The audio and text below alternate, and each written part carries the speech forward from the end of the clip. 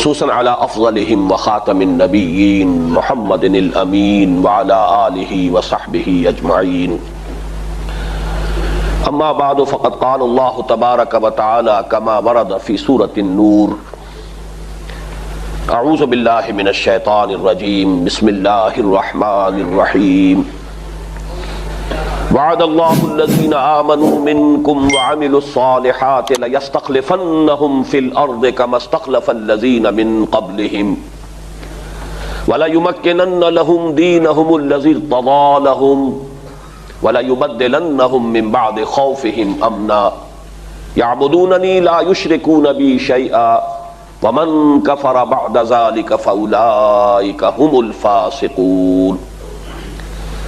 وقال تبارک وتعالی كما ورد في سورة الصف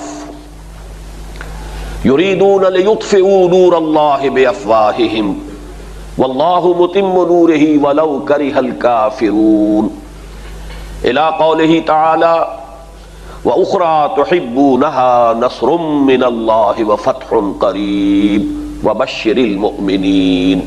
صدق الله العظيم.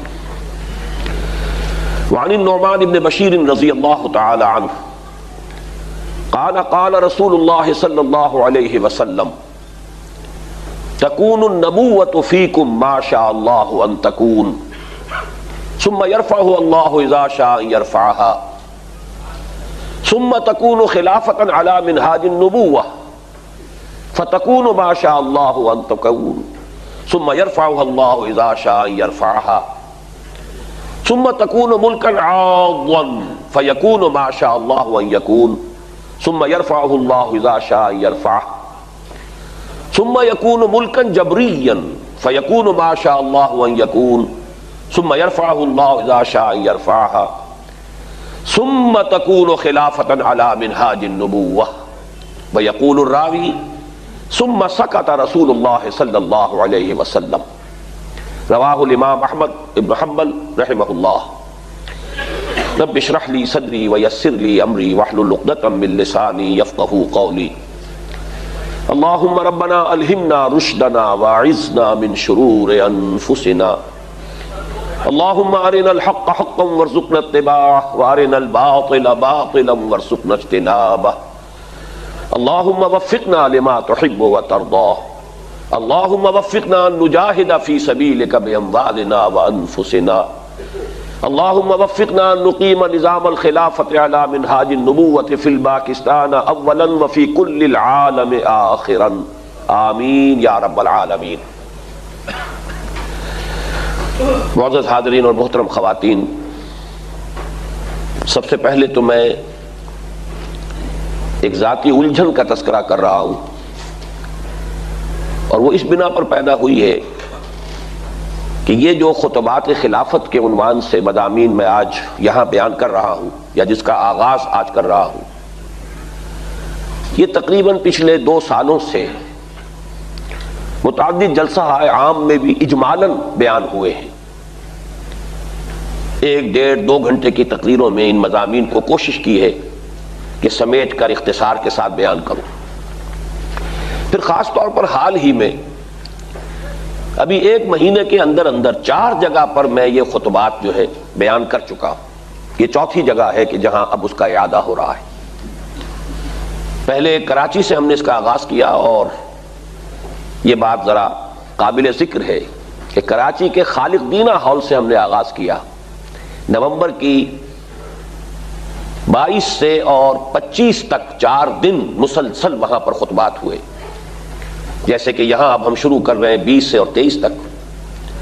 اور یہ خالق دینہ حال وہ ہے کہ جہاں اس صدی میں اس کے آغاز میں جو تحریک خلافت بر عظیم پاک و ہند میں چلی تھی، اس کے قائدین اور زعماء پر مقدمہ بغاوت چلا تھا، وہی خالق دینہ حال ہے جس سے کہ ہم نے اس سلسلہ خطبات خلافت کا 1 ماہ قبل آغاز کیا ہے. پھر یہ کہ یہی خطبات میں دہرا چکا ہوں راولپنڈی میں سر سید ہائی اسکول کے ہال میں راولپنڈی کینٹ میں 6 سے 8 دسمبر تک. پھر 13 سے 15 دسمبر تک پچھلے ہی ہفتے یہی خطبات میں نے دیے ہیں نشتر ہال پشاور میں.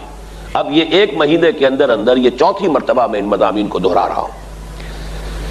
اس میں ایک دو طرفہ معاملہ ہے کہ تکرار اور اعادہ جو ہے اس سے خود مقرر کی طبیعت میں بھی ایک رکاوٹ پیدا ہوتی ہے، بار بار انہی مضامین کو بیان کرنا ایک الجھن سی ہوتی ہے کہ یہ باتیں میں بیان کر چکا ہوں۔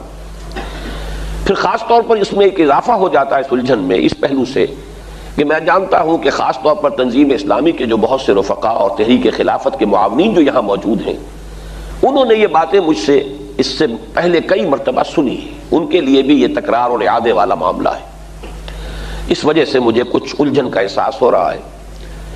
لیکن یہ کہ مجھے ایک خیال یہ بھی ہے کہ جہاں تک قرآن اور حدیث کا تعلق ہے اس میں تو تکرار اور اعادہ مطلوب ہے۔ آپ دیکھیے کہ ہم نماز پڑھتے ہیں تو جو شخص بھی 5 وقتہ نماز ادا کرتا ہے، اگر وہ صرف فرائض اور واجب جو ہیں اور پھر سنت مؤکدہ صرف ان پر اکتفا کرتا ہے، وہ بھی 32 مرتبہ سورہ فاتحہ کی تکرار کرتا ہے ہر روز۔ پھر ہم تسبیحات کا اعادہ کرتے ہیں، وہی تسبیحات سجدے میں آ رہی ہیں، بار بار آ رہی ہیں۔ تو جہاں تک تو نصوص کا تعلق ہے، کتاب و سنت کی نصوص، ان کے ضمن میں تو مطلوب ہے، پسندیدہ ہے، مقصود ہے کہ ان کو دہرایا جائے، ان کی تکرار ہو۔ ماں ہرچ خواندہ ایم فراموش کردہ ایم اللہ حدیث دوست کے تکرار می کو نیم۔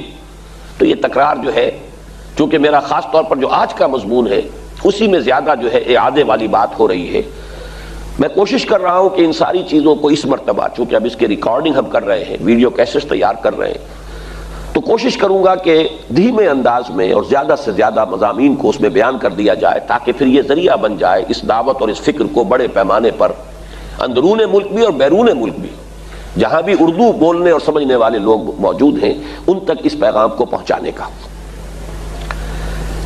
اب میں اللہ کا نام لے کر آغاز کر رہا ہوں۔ سب سے پہلے ان آیات کی تھوڑی سی وضاحت کہ جو میں نے تلاوت کی ہے۔ ان میں سب سے پہلی آیت سورہ نور کی، اور اس آیت کا عنوان ہی ہے آیت الاستخلاف، سورہ نور کی آیت نمبر 55۔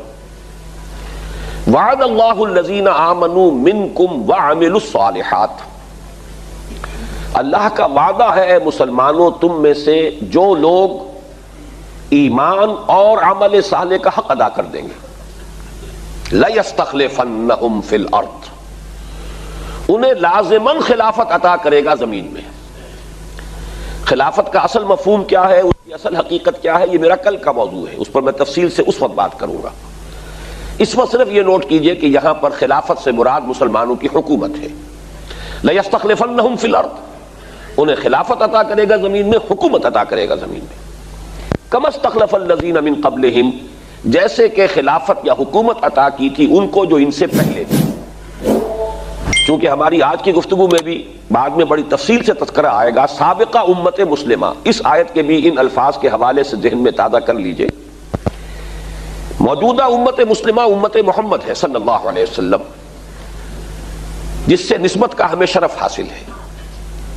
ہم سے پہلے ایک امت مسلمہ تھی بنی اسرائیل، وہ بھی امت مسلمہ تھی، اور اب بھی اس کے کچھ باقیات، اب میں کیا کہوں، اصل کے اعتبار سے تو باقیات الصالحات ہونا چاہیے تھا، لیکن اپنی اصل حقیقت کے اعتبار سے جو بالفعل ہے وہ باقیات السیئات کی صورت میں ہے۔ بہرحال وہ اب بھی موجود ہیں، یہود دنیا میں ہیں، وہ سابقہ امت مسلمہ جو معزول ہو گئی تھی، لیکن یہ کہ اس کا وجود ابھی برقرار ہے۔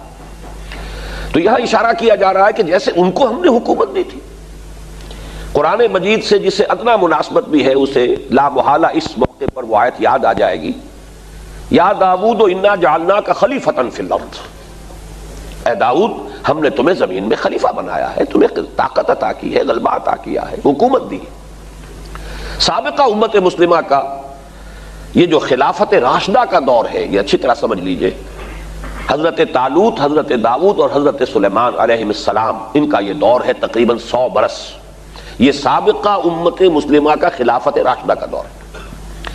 یہاں اس کا حوالہ دیا، اے مسلمانوں تم میں سے جو لوگ ایمان اور عمل صالح کا حق ادا کر دیں گے انہیں ہم لازماً خلافت عطا کریں گے زمین میں، جیسے کہ ان سے پہلوں کو عطا کی تھی۔ دوسری بات، ایک تو دو باتیں یہاں نوٹ کر لیجئے پہلے، ایک تو یہ کہ عربی زبان میں تاکید کا جو سب سے زیادہ مؤثر اور بلیغ جو اسلوب ہے وہ یہاں ریپیٹ کیا گیا ہے، لَيَسْتَخْلِفَنَّهُمْ، لازماً انہیں خلافت عطا کرے گا۔ آگے بھی آپ دیکھیں گے کہ یہی جو ہے صیغہ آئے گا وَلَا يُبَدِّلَنَّهُمْ وَلَا يُمَكِّنَنَّ لَهُمْ، یہ گویا کہ انتہائی تاکید ہے، فعل مضارع سے قبل لام مفتوح اور پھر نون مشدد لا کر اس سے زیادہ زور دینے کا اسلوب جو ہے عربی زبان میں موجود ہے۔ ہم لازماً بلا شک و شبہ خلافت عطا کریں گے، انہیں حکومت عطا کریں گے زمین میں۔ دوسری بات یہ نوٹ کیجئے کہ ایک ہی بات کو 3 دفعہ اللہ نے دہرایا ہے، یہ بھی تکرار ہے ایک، لیکن قرآن مجید کی تکرار کی ایک عجیب شان ہے کہ ایک پھول کا مضمون ہو تو 100 رنگ سے باندھو، اسلوب بدل جاتا ہے، الفاظ بدل جاتے ہیں، کہیں کہیں بعین ہی وہی الفاظ بھی آتے ہیں، لیکن اکثر و بیشتر ایک مضمون کو جو ہے مختلف اسلوبوں میں اور مختلف الفاظ میں بیان کیا جاتا ہے۔ یہاں دیکھیے ایک ہی بات کو 3 مرتبہ دہرایا ہے مختلف اسلوب میں۔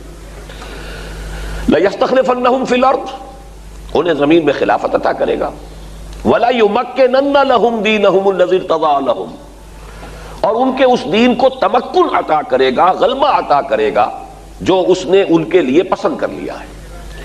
یہاں پھر میں حوالہ دے رہا ہوں، قرآن مجید سے مناسبت رکھنے والے شخص کے ذہن میں فوراً آیت آئے گی، الْيَوْمَ أَكْمَلْتُ لَكُمْ دِينَكُمْ وَأَتْمَمْتُ عَلَيْكُمْ نِعْمَتِي وَرَضِيتُ لَكُمُ الْإِسْلَامَ دِينًا، آج کے دن میں نے تمہارے لیے تمہارے دین کی تکمیل کر دی، تمہارے لیے اپنی نعمت کا اتمام فرما دیا، اور تمہارے لیے اب اسلام کو تا قیام قیامت دین کی حیثیت سے قبول کر لیا۔ تو یہ اللہ کا وہ مقبول دین ہے، فرمایا وہ دین جو اللہ نے ان کے لیے پسند کر لیا ہے وہ مغلوب نہیں رہے گا، غالب ہوگا، تمکن حاصل ہوگا اسے۔ تیسری مرتبہ دہرائی بات وَلَا يُبَدِّلَنَّهُم مِّن بَعْدِ خَوْفِهِمْ أَمْنًا، ان کی جو خوف کی کیفیت اس وقت ان پر طاری ہے اس کو امن سے بدل دے گا۔ یہ آیات سورہ نور کی ہے، سن 5 کے اواخر یا سن 6 ہجری کے شروع میں نازل ہو رہی ہیں۔ اس وقت تک جو کیفیت تھی، سن 5 میں غزوہ احزاب ہوا تھا، 12,000 کا لشکر آ گیا تھا، مدینے کو گھیرے پڑا رہا ہے، کتنے عرصے تک محاصرہ رہا ہے۔ اس درجے شدت کی آزمائش مسلمانوں کی ہوئی کہ قرآن مجید کے اپنے الفاظ ہیں، زلزلوا زلزالا شدیدا، ہلا مارے گئے، جھجوڑ دیے گئے۔ نتیجہ یہ ہوا کہ منافقین کا نفاق ان کی زبانوں پر آ گیا، ان کا خبث باطن ظاہر ہو گیا۔ تو ایسی کیفیت تھی، بالکل شکل ایسی تھی کہ جیسے ایک لقودق صحرا میں ایک دیا روشن ہے اور آندھیاں چل رہی ہیں اس کو بجھانے کے لیے، یہ نقشہ تھا اس وقت تک۔ ہر وقت خوف تھا کہ ابھی حوازن کی طرف سے حملہ ہو جائے گا، ابھی جو نجد کے قبائل ہیں وہ آ کے حملہ آور ہو جائیں گے، ابھی وہ جو خیبر کے یہودی ہیں ان کی طرف سے حملہ ہو جائے گا، ابھی کہیں جنوب کی طرف سے قریش آ جائیں گے۔ ہر وقت کی خوف کی کیفیت، فرمایا ان کے خوف کی کیفیت کو امن سے بدل دے گا۔ تو دیکھیے یہ 3 وعدے نہایت مؤکد، بات ایک ہی ہے، جب انہیں حکومت عطا ہو جائے گی تو ان کے دین کو غلبہ خود ہی ہو جائے گا، جب حکومت عطا ہو جائے گی تو ظاہر بات ہے خوف کی کیفیت بدل جائے گی۔ تو باتیں تینوں ایک ہی ہیں، لیکن پھر دہرا لیجئے وعد اللہ الذین آمنوا منکم وعملوا الصالحات لیستخلفنہم فی الارض کما استخلف الذین من قبلہم ولایمکنن لہم دینہم الذی ارتضی لہم ولایبدلنہم من بعد خوفہم امنا۔ اس کے بعد کا ٹکڑا اس آیت مبارکہ کا بہت ہی اہم ہے، یعبدوننی لا یشرکون بی شیئا، جب یہ کیفیت ہو جائے گی تو وہ میری بندگی کریں گے اور میرے ساتھ کسی شے کو شریک نہیں ٹھہرائیں گے۔ سوال یہ ہے کہ اس سے پہلے بھی چاہے مسلمان حالت خوف میں تھے لیکن بندگی تو اللہ ہی کی کر رہے تھے، یہ اس کے ساتھ اس کو کیوں ملحق کیا گیا کہ جب یہ ہوگا تو پھر میری ہی بندگی کریں گے، میرے ساتھ کسی کو شریک نہیں ٹھہرائیں گے؟ اس کی وجہ کیا ہے؟ توحید اس وقت تک ناقص ہے جب تک کہ اللہ کا دین غالب نہ ہو جائے۔ یہ توحید یکون الدین کلہ للہ، دین کل کا کل اللہ کے لیے ہو جائے، حاکمیت غیر اللہ کی نفی ہو جائے، اس لیے کہ در حقیقت غیر اللہ کی حاکمیت کا تصور یہی شرک ہے۔ وَمَن لَّمْ يَحْكُم بِمَا أَنزَلَ اللَّهُ فَأُولَٰئِكَ هُمُ الظَّالِمُونَ فَأُولَٰئِكَ هُمُ الْفَاسِقُونَ فَأُولَٰئِكَ هُمُ الْكَافِرُونَ۔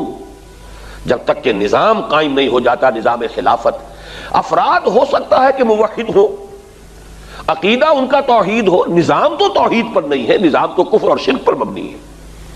لہذا در حقیقت توحید کی تکمیل ہی اس وقت ہوگی جبکہ یہ 3 وعدے پورے ہو جائیں گے، اس لیے کہ پورا نظام حاکمیت خداوندی کے تحت آ جائے۔ یعبدوننی لا یشرکون بی شیئا، یہ مضمون بھی اصل میں مجھے تفصیل سے کل بیان کرنا ہے۔ اس کے بعد فرمایا اس آیت مبارکہ کا اختتام ہوا ہے وَمَنْ كَفَرَ بَعْدَ ذَلِكَ فَأُولَٰئِكَ هُمُ الْفَاسِقُونَ، اور جو اس کے بعد بھی کفر کرے گا تو وہ تو نہایت ہی سرکش لوگ ہیں۔ یہاں فاسق اس معنی میں آیا ہے جس معنی میں سورہ کہف میں ابلیس کو فاسق کہا گیا ہے۔ کَانَ مِنَ الْجِنِّ فَفَسَقَ عَنْ أَمْرِ رَبِّهِ، وہ جنات میں سے تھا، بس وہ سرکشی اس نے اختیار کی اپنے رب کے خلاف۔ تو یہ سرکشی اور بغاوت کے معنی میں کہ پھر بھی اس کے بعد بھی جو کفر کریں گے وہ تو گویا کہ انتہائی سرکش ہے، شیطان کے گویا کہ بھائی ہیں۔ اس میں بھی دو معنی ہیں، ذرا غور کیجئے گا۔ کفر کے دو معنی ہیں، ایک کو کفر اصطلاحی ہے، اسلام کا انکار، توحید کا انکار، رسالت کا انکار، یہ کفر ہے۔ اور ایک کفر ہے شکر کے مقابلے میں، لَإِن شَكَرْتُمْ لَأَزِيدَنَّكُمْ وَلَئِن كَفَرْتُمْ إِنَّ عَذَابِي لَشَدِيدٌ، اگر تم ناقدری کرو گے، ناشکری کرو گے، میرا عذاب، میری سزا بڑی سخت ہے۔ اگر میری نعمتوں کا شکر ادا کرو گے، قدردانی کرو گے، تو پھر میری طرف سے اضافہ ہوگا، بڑھوتری ہوگی۔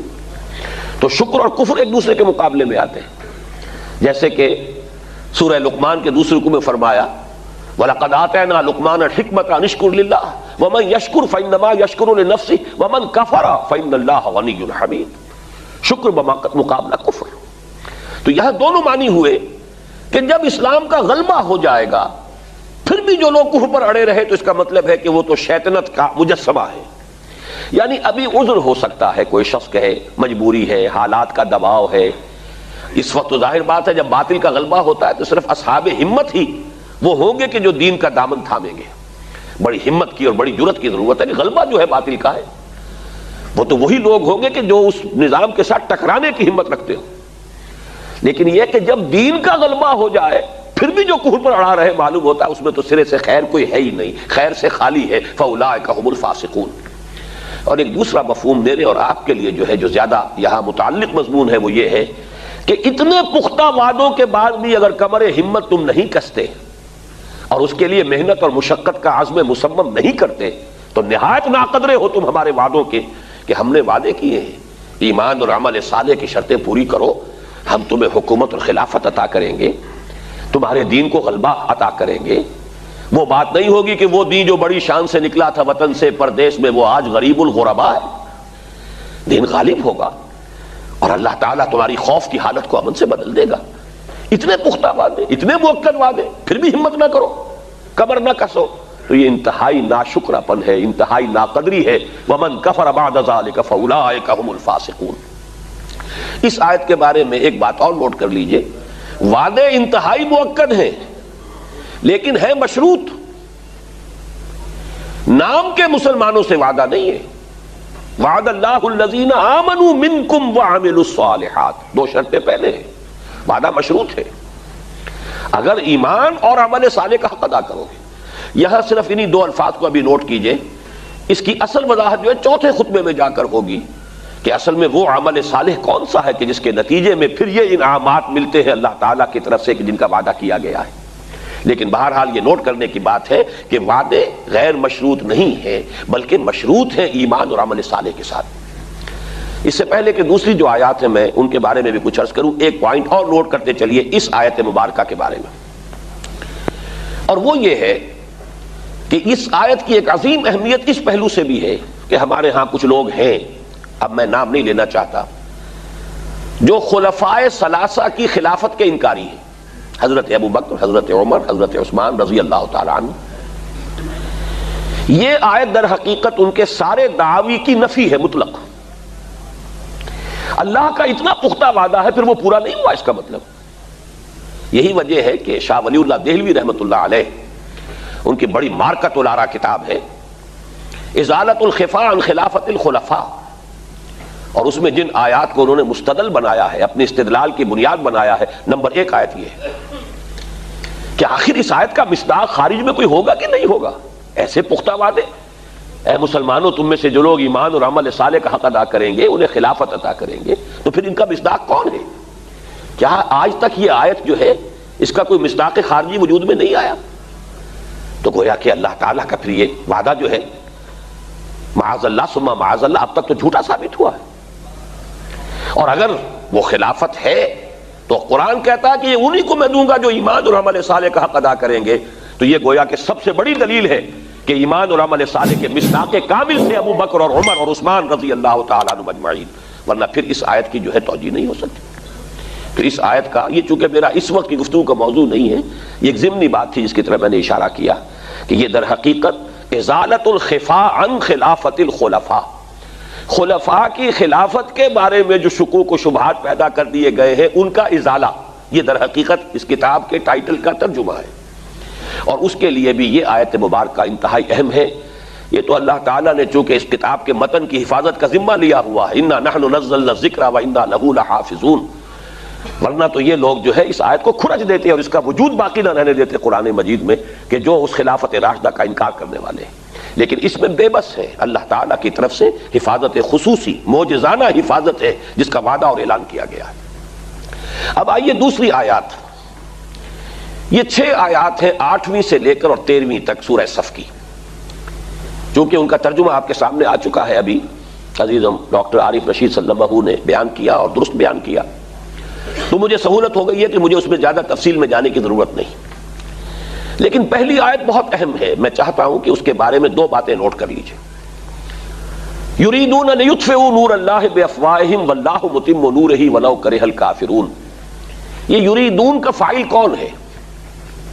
کن کے بارے میں کہا جا رہا ہے کہ وہ چاہتے ہیں کہ اللہ کے نور کو اپنی منہ کی پھونکوں سے بجھا دیں؟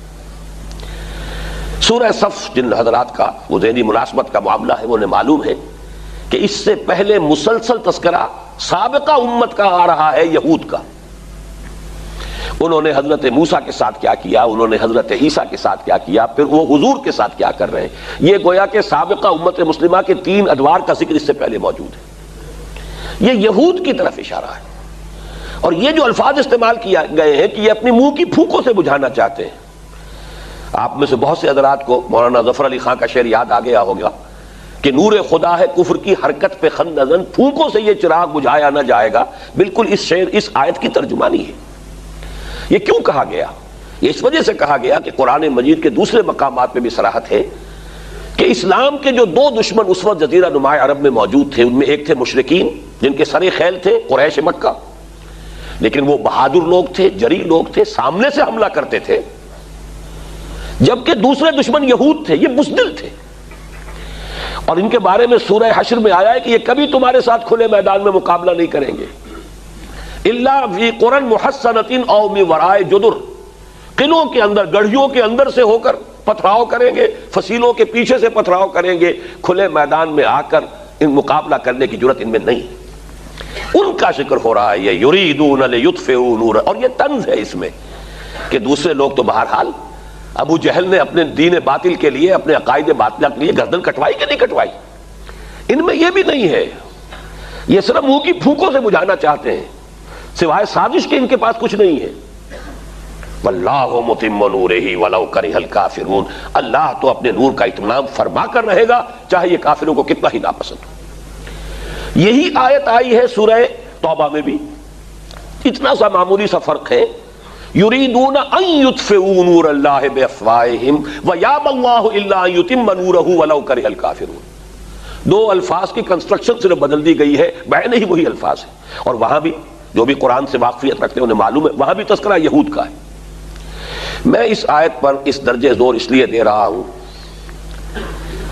کہ مجھے علامہ اقبال کا وہ شعر یاد آ رہا ہے، آگ ہے اولاد ابراہیم ہے نمرود ہے، کیا کسی کو پھر کسی کا امتحان مقصود ہے، بعین ہی یہی کیفیت آج ہے یہود کی، زائنزم جس طرح اسلام کے اس نور کو بجھانے کی فکر میں ہے، اور جس طریقے سے زائنسٹ جو ان کے منصوبے ہیں، جس تیزی کے ساتھ وہ روب عمل آ رہے ہیں، اور دنیا کی اب سول سپریم پاور کے سر پر وہ مسلط ہیں، وہ در حقیقت اسی طور سے یہ اسلامک فنڈامنٹلزم اور اسلامی بنیاد پرستی کا جو ہوا دنیا میں کھڑا کیا گیا ہے، یہ سب در حقیقت اسی آیہ مبارکہ کے بین السطور میں پڑھ لیجئے، یریدون لیطفئوا نور اللہ بافواہہم واللہ متم نورہ ولو کرہ الکافرون۔ اس کے بعد فرمایا هو الذی ارسل رسولہ بالہدی ودین الحق لیظہرہ علی الدین کلہ ولو کرہ المشرکون۔ وہی ہے اللہ جس نے بھیجا اپنے رسول کو صلی اللہ علیہ وسلم الہدی یعنی قرآن حکیم اور دین حق دے کر، تاکہ غالب کریں اسے کل کے کل دین پر، پورے نظام زندگی پر یا تمام ادیان باطلہ پر۔ اس میں میں زیادہ اس وقت تفصیلی جو ہے تفاصیل میں نہیں جا سکتا۔ میرا ایک کتاب چاہے نبی اکرم صلی اللہ علیہ وسلم کا مقصد بعثت، اس میں 24 صفحے کا مضمون صرف اس ایک آیت پر ہے۔ جب تک حضور کے مقصد بعثت کا صحیح فہم نہیں ہوگا، واقعہ یہ ہے کہ نہ سیرت النبی سمجھ میں آتی ہے نہ قرآن سمجھ میں آ سکتا ہے۔ اور یہ وہ بات ہے جو میں شاہ ولی اللہ دہلوی رحمۃ اللہ علیہ کے حوالے سے کہہ رہا ہوں۔ انہوں نے اس آیہ مبارکہ کو پورے قرآن مجید کا عمود قرار دیا، هو الذی ارسل رسولہ بالہدی ودین الحق لیظہرہ علی الدین کلہ۔ اس کو سمجھیں گے تو در حقیقت قرآن جو ہے اس کے گہرے حقائق منکشف ہوں گے، اور اس کو سمجھیں گے تو سیرت النبی سمجھ میں آئے گی۔ اس لیے کہ ہر بڑی شخصیت کا پہلے معین ہونا چاہیے کہ اس کا مقصود کیا تھا، تبھی تو آپ ایسس کریں گے نا کتنے کامیاب ہوئے کتنے ناکام ہوئے، اور اس ہدف کو انہوں نے کس طور سے حاصل کیا، وہاں تک رسائی کیسے کی ہے۔ اگر یہی معین نہیں کہ ہدف کیا تھا تو اب آپ کس کے حوالے سے، آپ کا فریم آف ریفرنس کیا ہوگا؟ اسسمنٹ کریں گے تو کس کے حوالے سے کریں گے؟ تو واقعہ یہ ہے کہ یہ آیت مبارکہ بہت اہم ہے۔ 24 صفحے کا میرا مضمون ہے، اللہ کا شکر ادا کر رہا ہوں۔ میں یہ سمجھتا ہوں کہ اس آیت کے مفہوم کے بارے میں جو مختلف قسم کے وسوسے پیدا کر دیے گئے ہیں، اللہ تعالیٰ کے فضل و کرم سے ان سب کا ازالہ اس 24 صفحے کے مضمون میں ہے۔ لیکن نوٹ کر لیجئے، اور اس پر ابھی ہمیں مزید گفتگو کرنی ہے آگے چل کر، کہ حضور کا مقصد بعثت صرف تبلیغ نہیں، غلبہ دین حق ہے۔ زمین و آسمان کا فرق ہو جائے گا۔ صرف تبلیغ ہوتی تو شاید حضور کبھی تلوار ہاتھ میں نہ لیتے، لیکن غلبہ دین حق تھا، تلوار ہاتھ میں لیے بغیر چارہ نہیں تھا۔ اسی سے در حقیقت ساری بات کھلتی ہے۔ تبلیغ تو بدھ مت کے بھکشو بھی کرتے رہتے ہیں، تبلیغ جو ہے وہ تو جس سطح پر بھی آپ کرتے رہے اس میں کسی تصادم کی ضرورت نہیں ہوتی۔ آخر یہ عیسائی مبشرین جو ہے تبلیغ پر تبلیغ نہ معلوم کہاں سے کہاں تک پہنچے ہیں، ٹمبکٹو میں پہنچے ہیں، اور ایمیزون کے طاس میں پہنچے ہیں، کانگو کے طاس میں پہنچے ہیں، اور پاکستان کے جیکب آباد میں پہنچے ہیں۔ تو تبلیغ کے کچھ اور تقاضے ہیں، اور دین کو غالب کرنے کے کچھ اور تقاضے ہیں۔ اور جب تک مقصد بعثت محمدی واضح نہ ہو صلی اللہ علیہ وسلم، تو واقعہ یہ ہے کہ سیرت النبی کا فہم حاصل نہیں ہو سکتا۔ بہرحال حضور کا مقصد بعثت غلبہ دین حق ہے، چاہے یہ مشرکوں کو کتنا ہی ناگوار ہو۔ اور یہاں مشرک پھر نوٹ کر لیجئے مراد کون ہے؟ جو بھی دین حق کے غلبے کی بجائے کوئی اور نظام آپ نے سامنے رکھتے ہیں۔ اس پر بھی تفصیل سے گفتگو کل ہوگی انشاءاللہ۔ شرک کا تصور جو ہے در حقیقت ہم نے شرک کو صرف بعض عقائد سے منسلک کر دیا ہے، ورنہ یہ کہ زندہ قوت تھی زمانے میں یہ توحید کبھی، اور اب کیا ہے؟ فقط ایک مسئلہ ہے علم کلام، توحید کو علم کلام کا مسئلہ بنا کر رکھ دیا ہے۔ بہرحال آگے چل کر بات ہوئی، اللہ کا دین تو غالب ہوگا، محمد الرسول اللہ کی بعثت اسی لیے ہوئی ہے، لیکن ظاہر بات ہے کہ اس کے لیے سرفروشی، جاں فشانی، جہاد اور قتال کے مراحل سے اے مسلمانوں تمہیں گزرنا ہوگا۔ یا ایھا الذین آمنوا هل ادلکم علی تجارۃ تنجیکم من عذاب الیم، اہل ایمان کیا میں تمہاری رہنمائی کروں اس راستے کی طرف، اس کاروبار کی طرف، اس تجارت کی طرف جو دردناک عذاب سے نجات دلا دے؟ تؤمنون باللہ ورسولہ، ایمان پختہ رکھو اللہ پر اور اس کے رسول پر، وتجاہدون فی سبیل اللہ باموالکم وانفسکم، اور جہاد کرو اللہ کی راہ میں اپنی جانوں اور مالوں کے ساتھ۔ ذالکم خیر لکم ان کنتم تعلمون، یہی تمہارے حق میں بہتر ہے اگر تم صحیح علم حقیقی رکھتے ہو۔ یہاں پھر میں تھوڑا سا پاز کر رہا ہوں، ایک بات کی توجہ کیجئے۔ اس آیت میں 2 شرطیں آئی تھیں خلافت کے نظام کے قیام کے لیے، وعدے مشروط تھے ایمان اور عمل صالح سے۔ یہاں 2 شرطیں آئیں، ایمان اور جہاد۔ ابھی صرف ان کو نوٹ کرتے جائیے، ان پر تفصیلی گفتگو چوتھے خطبے میں ہوگی۔ وہ ایمان، وہ عمل صالح اور وہ جہاد کون سا ہے جس سے کہ پھر یہ وعدے پورے ہو سکیں گے؟ اس لیے کہ ہمارے ذہنوں میں ان کے بھی تصورات جو بڑے محدود، عمل صالح کا مفہوم بہت محدود ہو چکا ہے، جہاد کا مفہوم تو محدود ہی نہیں، مسخ ہو چکا ہے، لمیٹڈ ہی نہیں، پرورٹڈ ہے۔ اس لیے میں اس پر گفتگو کروں گا کہ اصل میں جس جہاد اور جس عمل صالح کے نتیجے میں یہ وعدے پورے ہوئیں گے وہ ان کی حقیقت کیا ہے، لیکن وہ میرے ان خطبات میں سے آخری خطبے کا موضوع ہے۔ اب نوٹ کرنے کی بات یہ ہے کہ اگر یہ 2 شرطیں پوری ہو جائیں تو یہاں بھی 2 وعدے آئے، وہاں 3 تھے، یہاں 2 ہیں، لیکن وہاں تینوں دنیا سے متعلق تھے۔ دنیا میں اے مسلمانوں تمہیں خلافت عطا کریں گے، دنیا میں تمہارا دین غالب ہو جائے گا، دنیا میں تمہاری خوف کی کیفیت امن سے بدل جائے گی۔ جن تینوں کا تعلق دنیا سے، یہاں سورہ صف میں پہلے آخرت کا نتیجہ بیان کیا، یغفر لکم ذنوبکم ویدخلکم جنات تجری من تحتها الانہار ومساکن طیبۃ فی جنات عدن ذالک الفوز العظیم۔ خلفائے راشدین کا لفظ آیا ہے، علیکم بسنتی وسنت الخلفاء الراشدین المہدیین، اے مسلمانوں تم پر لازم ہے کہ میری سنت کا اتباع کرو اور میرے خلفائے راشدین المہدیین کی سنت کا اتباع کرو، لازم ہے تم پر۔ لیکن خلافت کے ساتھ جو صفت آئی ہے وہ یہاں نوٹ کیجئے، یہ عام نہیں ہے، اس کو اب ہم عام کر رہے ہیں اپنی مطبوعات کے ذریعے سے۔ خلافت علی منہاج النبوہ، منہاج منہج راستہ طریقہ، بعین ہی نبوت کے نقش قدم پر خلافت۔ یہ بعین ہی کا لفظ اس قدر زور دے کر میں نے کیوں ادا کیا ہے اس کو سمجھ لیجئے۔ خلافت راشدہ میں وہ نظام جو محمد عربی صلی اللہ علیہ وسلم نے بنفس نفیس قائم کیا، بعین ہی بتمام ہی بکمال ہی جو کا تو قائم رہا ہے۔ اس میں ایک مثال آپ کو دے دیتا ہوں کہ جب حضرت ابو بکر رضی اللہ تعالیٰ عنہ کے عہد خلافت میں مانعین زکوٰۃ کا فتنہ اٹھا، حضرت عمر جیسے شخص نے بھی رضی اللہ تعالیٰ عنہ مصلحت اندیشی کا مشورہ دیا کہ حالات کو دیکھیے، 2 محاذ پہلے کھلے ہوئے ہیں، آپ نے جیش اسامہ بھی بھیج دیا، اس لیے کہ حضور نے تیار کیا تھا۔ حضرت ابو بکر نے فرمایا کیسے ممکن ہے جو جیش اور جس کا علم دیا ہو حضور نے اپنے دستے مبارک سے، میں اسے روک دوں؟ پھر جو جھوٹی نبوتوں کے دعوے دار کھڑے ہو گئے ان سے تو ہمیں لڑنا ہی ہے، ہر صورت لڑنا ہے، ان کا کفر تو بالکل واضح ہے ازہر من الشمس سے۔ تو 2 محاذ کھلے ہوئے ہیں، مسلمانوں کے دل زخمی ہے، مورال جو ہے پست ہے حضور کے انتقال کی وجہ سے۔ اب تیسرا محاذ نہ کھولیے، رعایت کیجئے، انہوں نے اسلام کا انکار نہیں کیا، کسی جھوٹی نبوت کا اقرار نہیں کیا، نماز کو بھی مان رہے ہیں، زکوٰۃ میں بھی یہ نہیں کہہ رہے کہ زکوٰۃ نہیں دیں گے، صرف یہ کہہ رہے ہیں کہ ہم حکومت کو نہیں دیں گے، اپنے طور پر دیں گے، خرچ کریں گے۔ تو ذرا لینینسی برتیے، مصلحت کو دیکھیے، تیسرا محاذ نہ کھولیے۔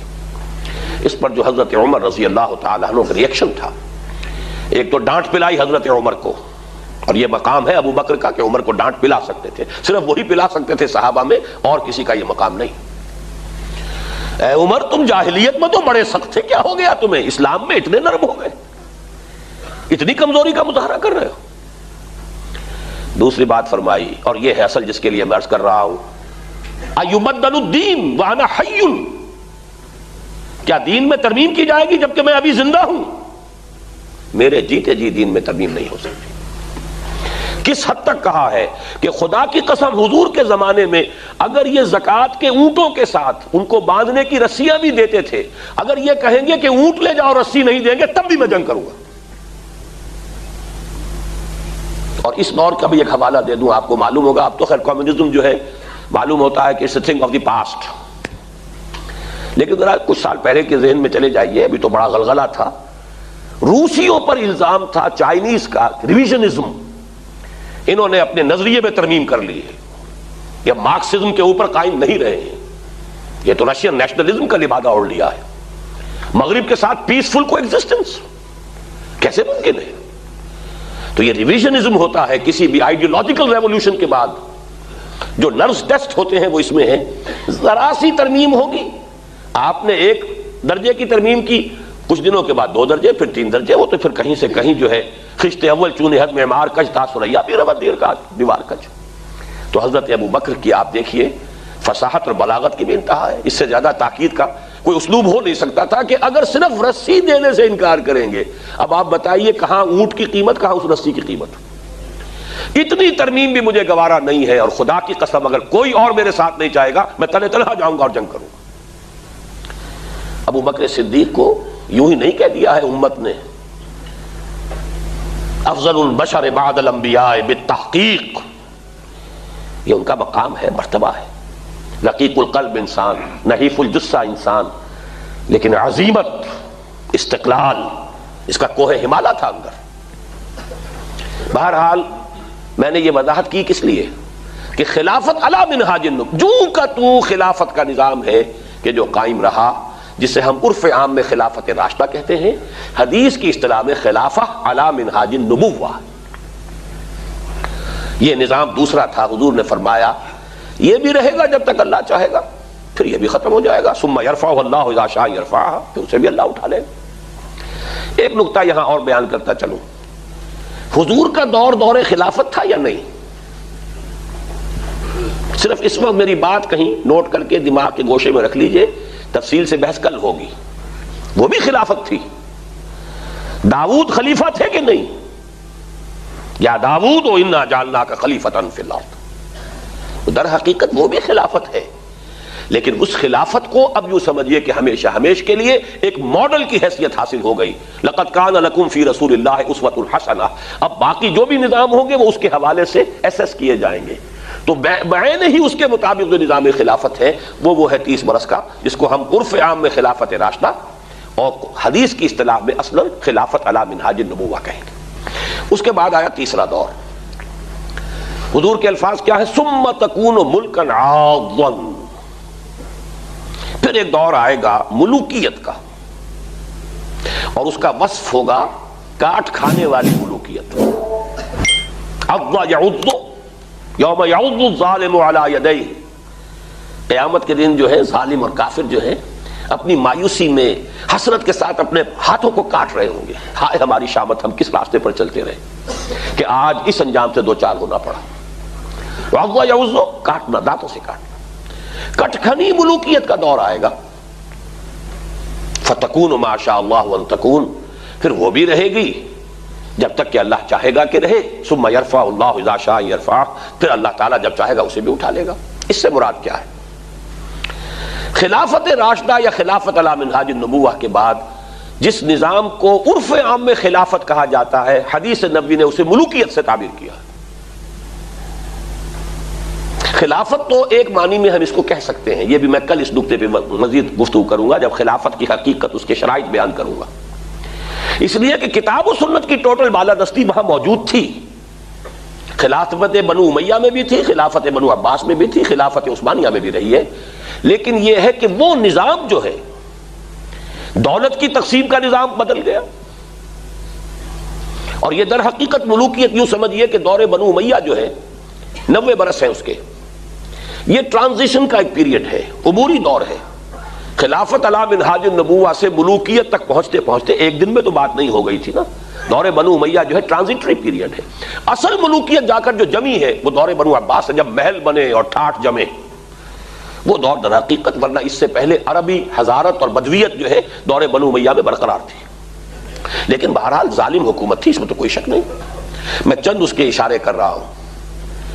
جو کچھ ہوا حسین ابن علی رضی اللہ تعالی عنہما کے ساتھ کربلا میں، اور یہ تو چونکہ ان کا ذکر جو ہے بہت زیادہ ہوتا ہے، ہر سال جو ہے خاص اہتمام سے ہوتا ہے، اس لیے بچہ بچہ واقف ہے. وہی کچھ ہوا حضرت عبداللہ ابن زبیر کے ساتھ مکہ مکرمہ میں. عین مکہ مکرمہ میں ذبح کیے گئے ہیں. حرمت حرم مکی کو بٹا لگا ہے. پھر واقعہ ہررا ہوا ہے، 3 دن تک مدینے کو لوٹ مار کیا گیا اور مدینے کے اندر خواتین کی بے حرمتی ہوئی. واقعہ ہررا. حرم نبوی جو ہے اس کی بے حرمتی ہوئی.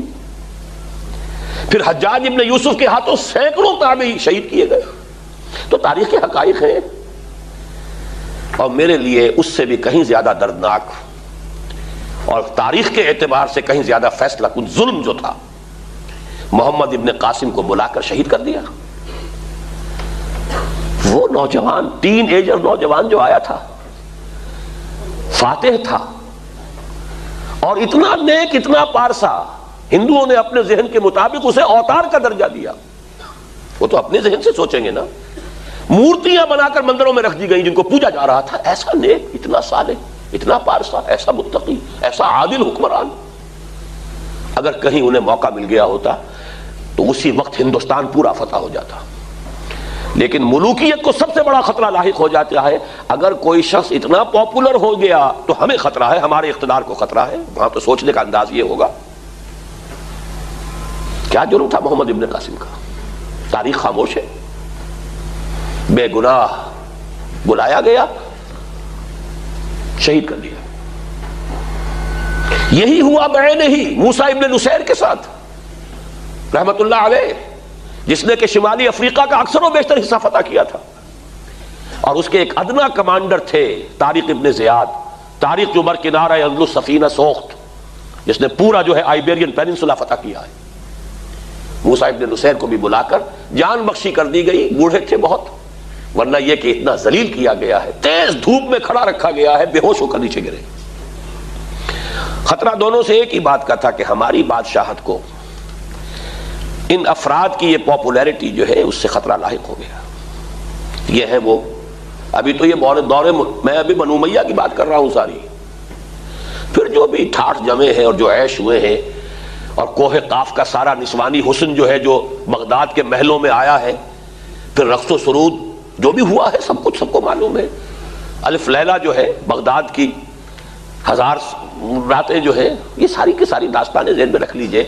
یہ ہے بہرحال تیسرا دور۔ چوتھا دور آپ نے فرمایا ثم تکون ملکا جبریا، پھر ایک اور ملوکیت آئے گی اور وہ ہوگی مجبوری والی ملوکیت۔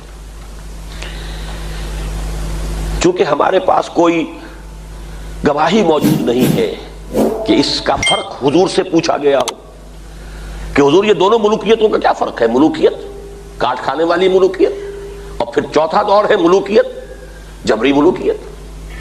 تو آپ نے کیا جواب دیا؟ کوئی ریکارڈ نہیں ہے، نہیں معلوم اس وقت کیا سمجھا گیا۔ آج ہمارے سامنے روز روشن کی طرح واضح کہ اس سے مراد کیا ہے۔ پہلا ملوکیت کا دور وہ تھا کہ ملوک مسلمان تو تھے، کلمہ گو تو تھے، پھر ملوکیت جو آئی ہے ہم پر وہ غیر مسلموں کی حاکمیت اور غلامی، western imperialism, European powers, colonial powers, برطانیہ کے غلام، فرانس کے غلام، اٹلی کے غلام، ولندیزیوں کے غلام، یہ غلامی، یہ چوتھا دور ہے جس کی کہ حدیث میں خبر دی گئی۔ یہاں میں اس وقت صرف اشارہ کر رہا ہوں، تفصیل سے آج ہی بعد میں عرض کروں گا۔ یہ چوتھا دور ابھی ختم نہیں ہوا، ایک اعتبار سے ختم ہوا ہے، ایک اعتبار سے جاری ہے۔ ختم اس اعتبار سے ہوا ہے کہ ڈائریکٹ رول، براہ راست غلامی ختم ہو گئی، تماشا دکھا کر مداری گیا، انگریز اور اس کے فوجی گئے، فرانسیسی گئے، ولندیزی گئے، اطالوی گئے، سب گئے، ڈائریکٹ رول ختم، اس اعتبار سے ختم ہوا۔ لیکن انڈائریکٹ رول برقرار ہے، رول بائی پراکسی یا ریموٹ کنٹرول، سب ان کے شکنجے میں، ہماری معیشت ان کے شکنجے میں، ہمارے وسائل ان کے قبضے میں، ہمارے ذہن ان کے قابو میں، اور اب تو جس درجے CNN اور نہ معلوم کس کس کے ذریعے سے ہمارے ذہنوں کے اوپر جو بھی جبر آ رہا ہے، کہاں بچ کر جائے گا؟ کون بچ سکے گا؟ پھر یہ کہ اس سے پہلے ابھی ہم تہذیبی انداز میں غلام، علم میں بھکاری، ٹیکنالوجی میں بھکاری، ان کے دست نگر۔ تو در حقیقت یہ چوتھا دور جزوی طور پر ختم ہوا ہے، لیکن در حقیقت معنوی اعتبار سے ابھی اس کا تسلسل جاری ہے۔ میں نے اکثر جگہوں پر اس کو کراچی کے حوالے سے بیان کیا۔ کراچی میں لانڈھی، کورنگی، شاید یہی معاملہ ہوگا، اور جو یہ نیو کراچی وغیرہ میں بھی جو بس سٹاپس آتے ہیں، 3 نمبر، پھر 3.5 نمبر، پھر 4 نمبر، پھر 4.5 نمبر، پھر 5 نمبر۔ تو ہم 4.5 نمبر پر کھڑے ہیں اس وقت۔ چوتھا دور ایک درجے میں ختم ہوا ہے، ایک درجے میں ابھی باقی ہے، اس پر میں بعد میں عرض کروں گا۔ اور ابھی جو اس کا آدھا حصہ باقی ہے وہ پہلے سے کہیں زیادہ تلخ ہے، اس کے شدائد اور مصائب پہلے سے کہیں بڑھ کر ہوں گے، لیکن وہ میری گفتگو میں بعد میں آئے گی بات۔ اب آئے ہم آخری دور پر۔ حضور نے فرمایا بہرحال اس کو بھی ختم ہونا ہے، ثم یرفعہ اللہ اذا شاء یرفع، پھر اس دور کو بھی اللہ اٹھا لے گا جب چاہے گا کہ اٹھا لے۔ ثم تکون خلافۃ علی منہاج النبوہ، پھر دور آئے گا خلافت علی منہاج النبوہ کا۔ یہ ہے وہ نوید جاں فضا، یہ ہے وہ خوشخبری موجودہ مایوس کن حالات میں، تقریباً ناقابل یقین حالات کے اعتبار سے، فیکٹس آن دی گراؤنڈز کے اعتبار سے تو بالکل کہیں اس کے سان گمان نہیں، آس پاس کا کوئی امکان نہیں، لیکن واقعہ یہ ہے کہ یہ محمد الرسول اللہ صلی اللہ علیہ وسلم کا فرمان ہے، ثم تکون خلافۃ علی منہاج النبوہ، پھر خلافت علی منہاج النبوہ کا دور آئے گا۔ اس کے بعد راوی فرماتے ہیں حضرت نعمان بن بشیر، ثم سکت رسول اللہ صلی اللہ علیہ وسلم، یہ فرما کر حضور خاموش ہو گئے۔ خاموش کیوں ہو گئے؟ کہ اس کے بعد دنیا کا خاتمہ ہے، یہ میں بعد میں مزید وضاحت سے عرض کروں گا۔ لیکن اس روایت کی ایک اور ہے کسی سند کے حوالے سے، یہی حدیث قدر زیادہ تفاصیل کے ساتھ مولانا مودودی نے اپنی کتاب تجدید و احیاء دین میں نقل کی ہے۔ افسوس یہ کہ اس کا حوالہ نہیں دیا کہ وہ کون سی کتاب سے ہے۔ ہم نے امکانی حد تک اس کی کوشش کی ہے کہ ہمیں کتب احادیث میں اس کا کوئی حوالہ مل جائے، لیکن تاحال نہیں مل سکا۔ لیکن بہرحال انہوں نے لکھی ہے، اور باقی سارا مضمون وہی ہے جو میں نے بیان کر دیا۔ آخر میں جب خلافت علی منہاج النبوہ قائم ہوگا تو اس کے بارے میں فرمایا، اس حدیث میں مزید اضافی الفاظ یہ ہیں حضور کے، تعمل فی الناس بسنت النبی صلی اللہ علیہ وسلم۔ پھر جب وہ خلافت علی منہاج النبوت کا نظام قائم ہو جائے گا تو لوگوں میں سنت محمد صلی اللہ علیہ وسلم کے مطابق معاملہ ہوگا۔ وَيُلْقِي الْإِسْلَامُ بِجِرَانِهِ فِي الْأَرْضِ، اور اسلام اپنے جھنڈے زمین میں گاڑ دے گا۔ يَرْضَى عَنْهَا سَاكِنُ السَّمَاءِ وَسَاكِنُ الْأَرْضِ، پھر اس نظام سے آسمان والے بھی راضی ہو جائیں گے، زمین کے رہنے والے بھی راضی ہو جائیں گے۔ لَا تَدْعُ السَّمَاءُ مِنْ قَطَرٍ إِلَّا صَبَّتْهُ مِدْرَارًا، آسمان نہیں روکے گا اپنا ایک قطرہ بھی، اسے موسلا دھار بارش کی شکل میں زمین پر نازل فرما دے گا۔ وَلَا تَدْعُ الْأَرْضُ مِن نَبَاتِهَا وَبَرَكَاتِهَا شَيْئًا إِلَّا أَخْرَجَتْهُ، اور زمین بھی اپنے خزانوں میں سے کچھ نہیں روکے گی، اپنی نباتات اور اپنی برکات ساری کی ساری اڈیل دے گی، اگل دے گی، باہر نکال دے گی۔ یہ دور ہے اس خلافت علی منہاج النبوہ کی شان جو ہے اس حدیث میں اضافی طور پر وارد ہوئی ہے۔ اب دیکھیے، جہاں تک اس خبر کا تعلق ہے، جیسا کہ میں نے عرض کیا، اگر حالات جو آبجیکٹیو کنڈیشنز دنیا کے ہیں ان کے اعتبار سے انبلیویبل معلوم ہوتا ہے، لیکن ہمارے ایمان کا تقاضا ہے، جہاں شرط نمبر 1 ہے الذین یؤمنون بالغیب، نبی کو مان لیا، وہ صادق المصدوق، ان کی دی ہوئی ہر خبر پر ایمان لازم۔ حدیث صحیح ہے، سند صحیح ہے، سمجھ میں آئے یا نہ آئے، بلیویبل نظر آئے یا انبلیویبل نظر آئے، ماننا ہے، ہو کر رہے گا، اس میں کسی شک و شبے کی گنجائش نہیں۔ البتہ میں سمجھانے کے لیے بعض باتیں عرض کر رہا ہوں، وہ یہ ہے کہ یہ صدی جو ہے 20ویں صدی عیسوی، اب میں ذرا چونکہ ساری گفتگو عیسوی کیلنڈر ہی سے کر رہا ہوں اور یہ بات خاص طور پر عیسوی کیلنڈر ہی سے سمجھ میں آئے گی، یہ واقعتاً مجموعہ عجائب و غرائب ہے۔ پوری تاریخ انسانی میں اتنا پروفاؤنڈ دور کوئی نہیں گزرا جو یہ صدی کا معاملہ ہے۔ میں چند حوالے دے رہا ہوں۔ اس صدی میں 2 عظیم مملکتوں کا ایسا خاتمہ ہوا کہ نام و نشان مٹ گیا۔ آغاز میں سلطنت عثمانیہ، 3 بر اعظموں پر پھیلی ہوئی سلطنت، پورا مغربی ایشیا، پورا شمالی افریقہ اور مشرقی یورپ کا کتنا بڑا رقبہ، نسیم منسیہ، جسٹ وینشڈ، نقشوں سے غائب۔ اور اختتام پر USSR، چند سال پہلے بھی کوئی گمان تک نہیں کر سکتا تھا کہ یہ سپر پاور وقت کی، امریکہ کو لالے پڑے ہوئے تھے۔ آپ کو معلوم ہے کہ خلائی تسخیر میں روس کہیں آگے تھا امریکہ سے، امریکہ کو اپنے سارے وسائل جھونکنے پڑ رہے تھے ٹو کیچ ود رشیا، لیکن دیکھتے ہی دیکھتے خواب تھا جو کچھ کو دیکھا، جو سنا افسانہ تھا، کہاں گئی وہ؟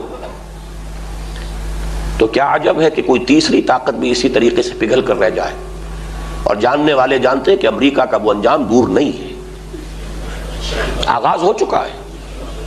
اس قدر کرائسس ہے، اکنامک کرائسس، اتنا لو چلا گیا ہے معاملہ ان کی اکانومی کا، اور یہ کہ ساری اکانومی کا جو اصل لیور ہے وہ یہود کے ہاتھ میں ہے۔ جب چاہیں گے ایک جنبش سے پھر ڈبل روٹی نظر نہیں آئے گی، جیسے روس میں نظر نہیں آتی تھی ڈبل روٹی، اور یہ وہ کریں گے۔ میں تو ان تمام چیزوں کو 2 اور 2 4 کی طرح جانتا ہوں۔ وہ وقت دور نہیں کہ انہیں مسجد اقصی کو منہدم کر کے اور ہیکل سلیمانی کو تعمیر کرنا ہے۔ اس کے راستے میں مزاحم ہونے والا مسلمان تو کوئی ہے ہی نہیں، اگر ہے تو امریکہ ہے، لہذا پہلے اس کا تیا پانچا کریں گے پھر اقدام کریں گے۔ جو حضرات مغرب کے حالات کو اس نقطہ نظر سے دیکھتے ہیں کہ زائنسٹ ان کے پلانز کیا ہیں، جو سٹڈی کرتے ہیں، وہ تقریباً یقین کے ساتھ کہہ رہے ہیں کہ امریکہ کا یہ حشر زیادہ دور نہیں ہے۔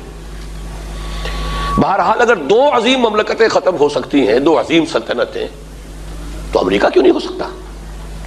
اسی طرح آئیے، دو عظیم جنگیں اس صدی میں ہوئی، کروڑوں انسان قتل ہوئے کہ نہیں ہوئے، کیا تیسری جنگ نہیں ہو سکتی جس کی خبر حدیث میں ہے الملحمۃ العظمی؟ عظمی اعظم کا مؤنث ہے، جنگ عظیم نہیں، جنگ اعظم، تاریخ انسانی کی عظیم ترین جنگ، اور حالات بڑی تیزی سے ادھر جا رہے ہیں۔ در حقیقت یہ تیسری صلیبی جنگ ہوگی، لیکن یہ ہے کہ یہ اس کو کہا ہے حضور نے الملحمۃ العظمی۔ عیسائی لٹریچر میں آرمیگیڈون کے نام سے وہ موجود ہے، بائبل کی آخری کتاب ہے دی بک آف ریویلیشنز، اور اس میں اس جنگ کا تذکرہ موجود ہے، آرمیگیڈون، اور حدیث نبوی میں اس کو کہا گیا الملحمۃ العظمی۔ تو دو اتنی عظیم جنگیں ہوئی ہیں، تو تیسری کون سی انہونی بات ہے؟ تیسرا عجوبہ جو اس صدی میں ہوا ہے، 2000 برس سے یہودی قوم در در ماری پھر رہی تھی، سن 70 عیسوی سے وہ بے گھر ہوئی ہے۔ سن 70 عیسوی میں یروشلم پر ٹائٹس رومی نے حملہ کیا، 1,33,000 یہودی ایک دن میں قتل کیے۔ ہیکل سلیمانی مسمار، اور وہ مسمار پڑا ہے اب تک، 1923 برس ہو گئے کہ ان کا کعبہ جو ہے وہ منہدم پڑا ہوا ہے۔ 2000 سال تک یہ قوم، اس کا کوئی گھر نہیں تھا، کوئی در نہیں تھا، اسی لیے کہتے ہیں ڈائسپورا۔ یہ ہماری تاریخ کا انتشار کا دور ہے، جدھر جس کا سینگ سمایا چلا گیا۔ اس صدی میں اسے گھر ملا ہے، اسرائیل وجود میں آیا ہے، اور کس شان و شوکت کے ساتھ آیا ہے۔ زیادہ سے زیادہ یہودی دنیا میں ہے 13-14 ملین، 1,30,00,000۔ صرف عربوں کو گنتی کر لیجئے تو 20-25 کروڑ ہے۔ لیکن جو بھی حقیقت، جو معنوی تناسب ہے حقیقت کے اعتبار سے، وہ کیا ہے آپ کے سامنے؟ کیا عجب ہے کہ یہ اس مغضوب اور ملعون قوم کا جس طرح کے چراغ بجھنے سے پہلے ذرا بھڑکتا ہے، یہ در حقیقت یہ ایک بھڑک ہے آخری، شمع کے گل ہونے سے پہلے ذرا اس کی بھڑک ہے۔ یہ میں ابھی تو صرف یہ عرض کر رہا ہوں، جب وہ کچھ ہو سکتا ہے تو یہ کیوں نہیں ہو سکتا؟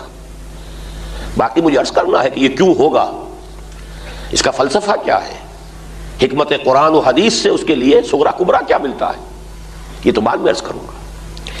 اسی طرح نوٹ کیجئے، خلافت عثمانیہ کا خاتمہ اس صدی میں ہوا، تو کوئی عجیب بات تو نہیں کہ احیا بھی ہو جائے۔ جہاں میں اہل ایما صورت خورشید جیتے ہیں، ادھر ڈوبے ادھر نکلے، ادھر ڈوبے ادھر نکلے۔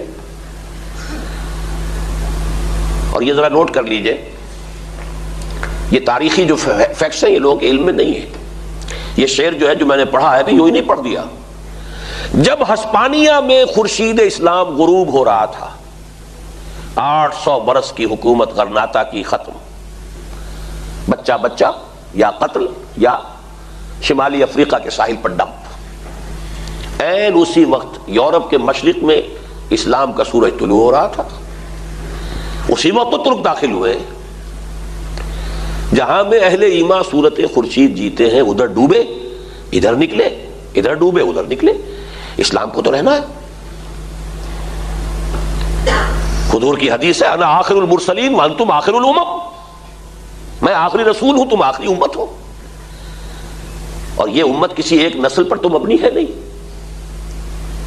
عرب معزول ہوئے، ترکوں کے ہاتھ میں جھنڈا تھما دیا، ترک معزول ہو گئے، کیا عجب کہ اب ہندیوں کے ہاتھ میں جھنڈا آنے والا ہو۔ عطا مومن کو پھر درگاہ حق سے ہونے والا ہے، شکوہ ترکمانی ذہن ہندی نطق اعرابی، کیا پتا؟ یہ تو حقائق ہے تاریخ کے، ہے آیا فتنہ تاتار کے افسانے سے، پاسباں مل گئے کعبے کو صنم خانے سے۔ اور اگر عثمانیوں پر کوہ غم ٹوٹا تو کیا غم ہے کہ خون 100,000 انجم سے ہوتی ہے سحر پیدا۔ کوئی پتہ نہیں، خلافت کا سورج غروب ہوا، اب وہ طلوع اس صدی کے شروع میں غروب ہوا، اس صدی کے آخر میں طلوع ہو جائے، کوئی عجیب بات نہیں، انہونی بات نہیں۔ آخری بات عرض کر رہا ہوں، یہ بات بہت اہم ہے۔ جب خلافت، جیسی بھی وہ خلافت تھی، وہ میں بعد میں عرض کروں گا، وہ خلافت علی منہاج النبوہ تو نہیں تھی، ملوکیت تھی، لیکن جیسی بھی خلافت تھی اس کی تنسیخ ہوئی ہے تو رد عمل کہاں ہوا؟ صرف بر عظیم پاک و ہند میں۔ حالانکہ خلافت تھی تو پورے عالم اسلام کی خلافت تھی، آنسو بہانے چاہیے تھے تو پورے تمام دنیا کے مسلمانوں کو بہانے چاہیے، کہیں کوئی رد عمل نہیں۔ تحریک چلی صرف اس صنم خانہ ہند میں، اور کس شدت سے چلی، گاندھی کو شریک ہونا پڑا۔ اسے نظر آ گیا تھا کہ اگر میں نے اس وقت مسلمانوں کا ساتھ نہ دیا اس خلافت تحریک میں تو پھر آئندہ مسلمانوں سے میں کسی تعاون کی توقع نہیں کر سکتا۔ کہاں گاندھی، ہندو مہاتما، کہاں خلافت، چاہے نسبت خاک رہا با عالم پاک، لیکن گاندھی شریک ہوا اس میں، اس زور کی، بولی اماں محمد علی کی جان بیٹا خلافت پہ دے دو۔ پورا بر صغیر، بر عظیم جو ہے گونج اٹھا اس ترانے کے ساتھ۔ تو کوئی عجب نہیں کہ جہاں وہ رد عمل ہوا تھا وہیں سے اس خلافت کا آغاز۔ باقی ایک بات جو ابھی میں نے عرض کی تھی، میں چاہتا ہوں اسے ذرا بیان کر دوں۔ وہ خلافت جو ختم ہوئی ہے 1924 میں، اقبال نے ماتم کہا، چاک کر دی ترک ناداں نے خلافت کی قبا، سادگی اپنوں کی دیکھ اوروں کی عیاری بھی دیکھ۔ واقعہ یہ ہے کہ مصطفیٰ کمال نے اس وقت صہیونیوں کے ایجنٹ کا کام کیا۔ چنانچہ ایک واقعہ جو بہت عظیم ہے، حضرت شیخ الہند رحمۃ اللہ علیہ اسیر مالٹا، جب مالٹا میں اسیر تھے 1920 میں تو واپس آ گئے، 1915 یا 16 میں گرفتاری ہوئی تھی مکہ مکرمہ سے۔ اس کے درمیان کا واقعہ ہے یہ کہ جو کمانڈانٹ تھا ان کا مالٹا میں، جو ان کا نظر بندی کیمپ تھا جس میں وہ تھے، اس کا انگریز کمانڈنٹ تھا، وہ حضرت شیخ الہند کو بہرحال دیکھا، درویش آدمی ہے، عقیدت مند ہو گیا تھا۔ ایک روز شیخ الہند ان سے پوچھتے ہیں کہ آپ ہماری خلافت کے پیچھے کیوں پڑے ہوئے ہیں؟ یہ آپ کو کیا تکلیف دیتی ہے؟ یہ تو مردہ خلافت ہے، یورپ کا مرد بیمار کہتے تھے نا، تو آپ کو اس سے کیا تکلیف ہے؟ رہنے دیں ہماری خلافت۔ اس شخص نے جواب دیا، مولانا اتنے بھولے نہ بنیے، آپ کو بھی معلوم ہے اور ہمیں بھی معلوم ہے، یہ گئی گزری خلافت بھی اتنی طاقتور ہے کہ اگر کہیں دارالخلافہ سے جہاد کا اعلان ہو جائے تو مشرق سے مغرب تک لاکھوں مسلمان سر سے کفن باندھ کر نکل آئے گا۔ آج بھی اس کے اندر یہ حال ہے، اسی لیے خلافت کی تنظیم سمبل ختم ہو گیا۔ یہ اس صدی کا بڑا عجیب واقعہ ہے۔ 1924 سے لے کر اب 94 آ رہا ہے، 70 برس ہونے کو ہے۔ نومینل خلافت کا بھی وجود پوری دنیا میں نہیں ہے، امت کی تاریخ میں اس سے پہلے یہ نہیں ہوا۔ بہرحال اب آگے چلیے، نور علی نور کے مصداق اس نوید جاں فضا جو ہے، اس کے اندر ایک ڈائمنشن کا اضافہ کر رہا ہوں۔ اب جب یہ خلافت قائم ہوگی تو یہ دنیا کے کسی خطے پر آکسس سے اٹلانٹک تک محدود نہیں ہوگی، عالمی ہوگی، گلوبل ہوگی، پورے عالم انسانیت پر محیط ہوگی، پورے کرۂ ارض پر قائم ہوگی۔ اور اس کے لیے جو میں دلائل دینا چاہتا ہوں، اگرچہ صراحت کے ساتھ پیشن گوئیاں حدیث نبوی میں ہیں، لیکن اس کا صغرا کبرا خود قرآن میں موجود ہے۔ آپ کو معلوم ہے کہ منطق میں قضیہ جو ہوتا ہے اس کے کچھ پریمیسز ہوتے ہیں، جو بھی پروپوزیشن ہے اس کے پریمیسز ہیں۔ کانگریسی وزراء سے خطاب کرتے ہوئے میں آپ لوگوں کے سامنے ابو بکر اور عمر کی مثال پیش کرتا ہوں، فالو دیم،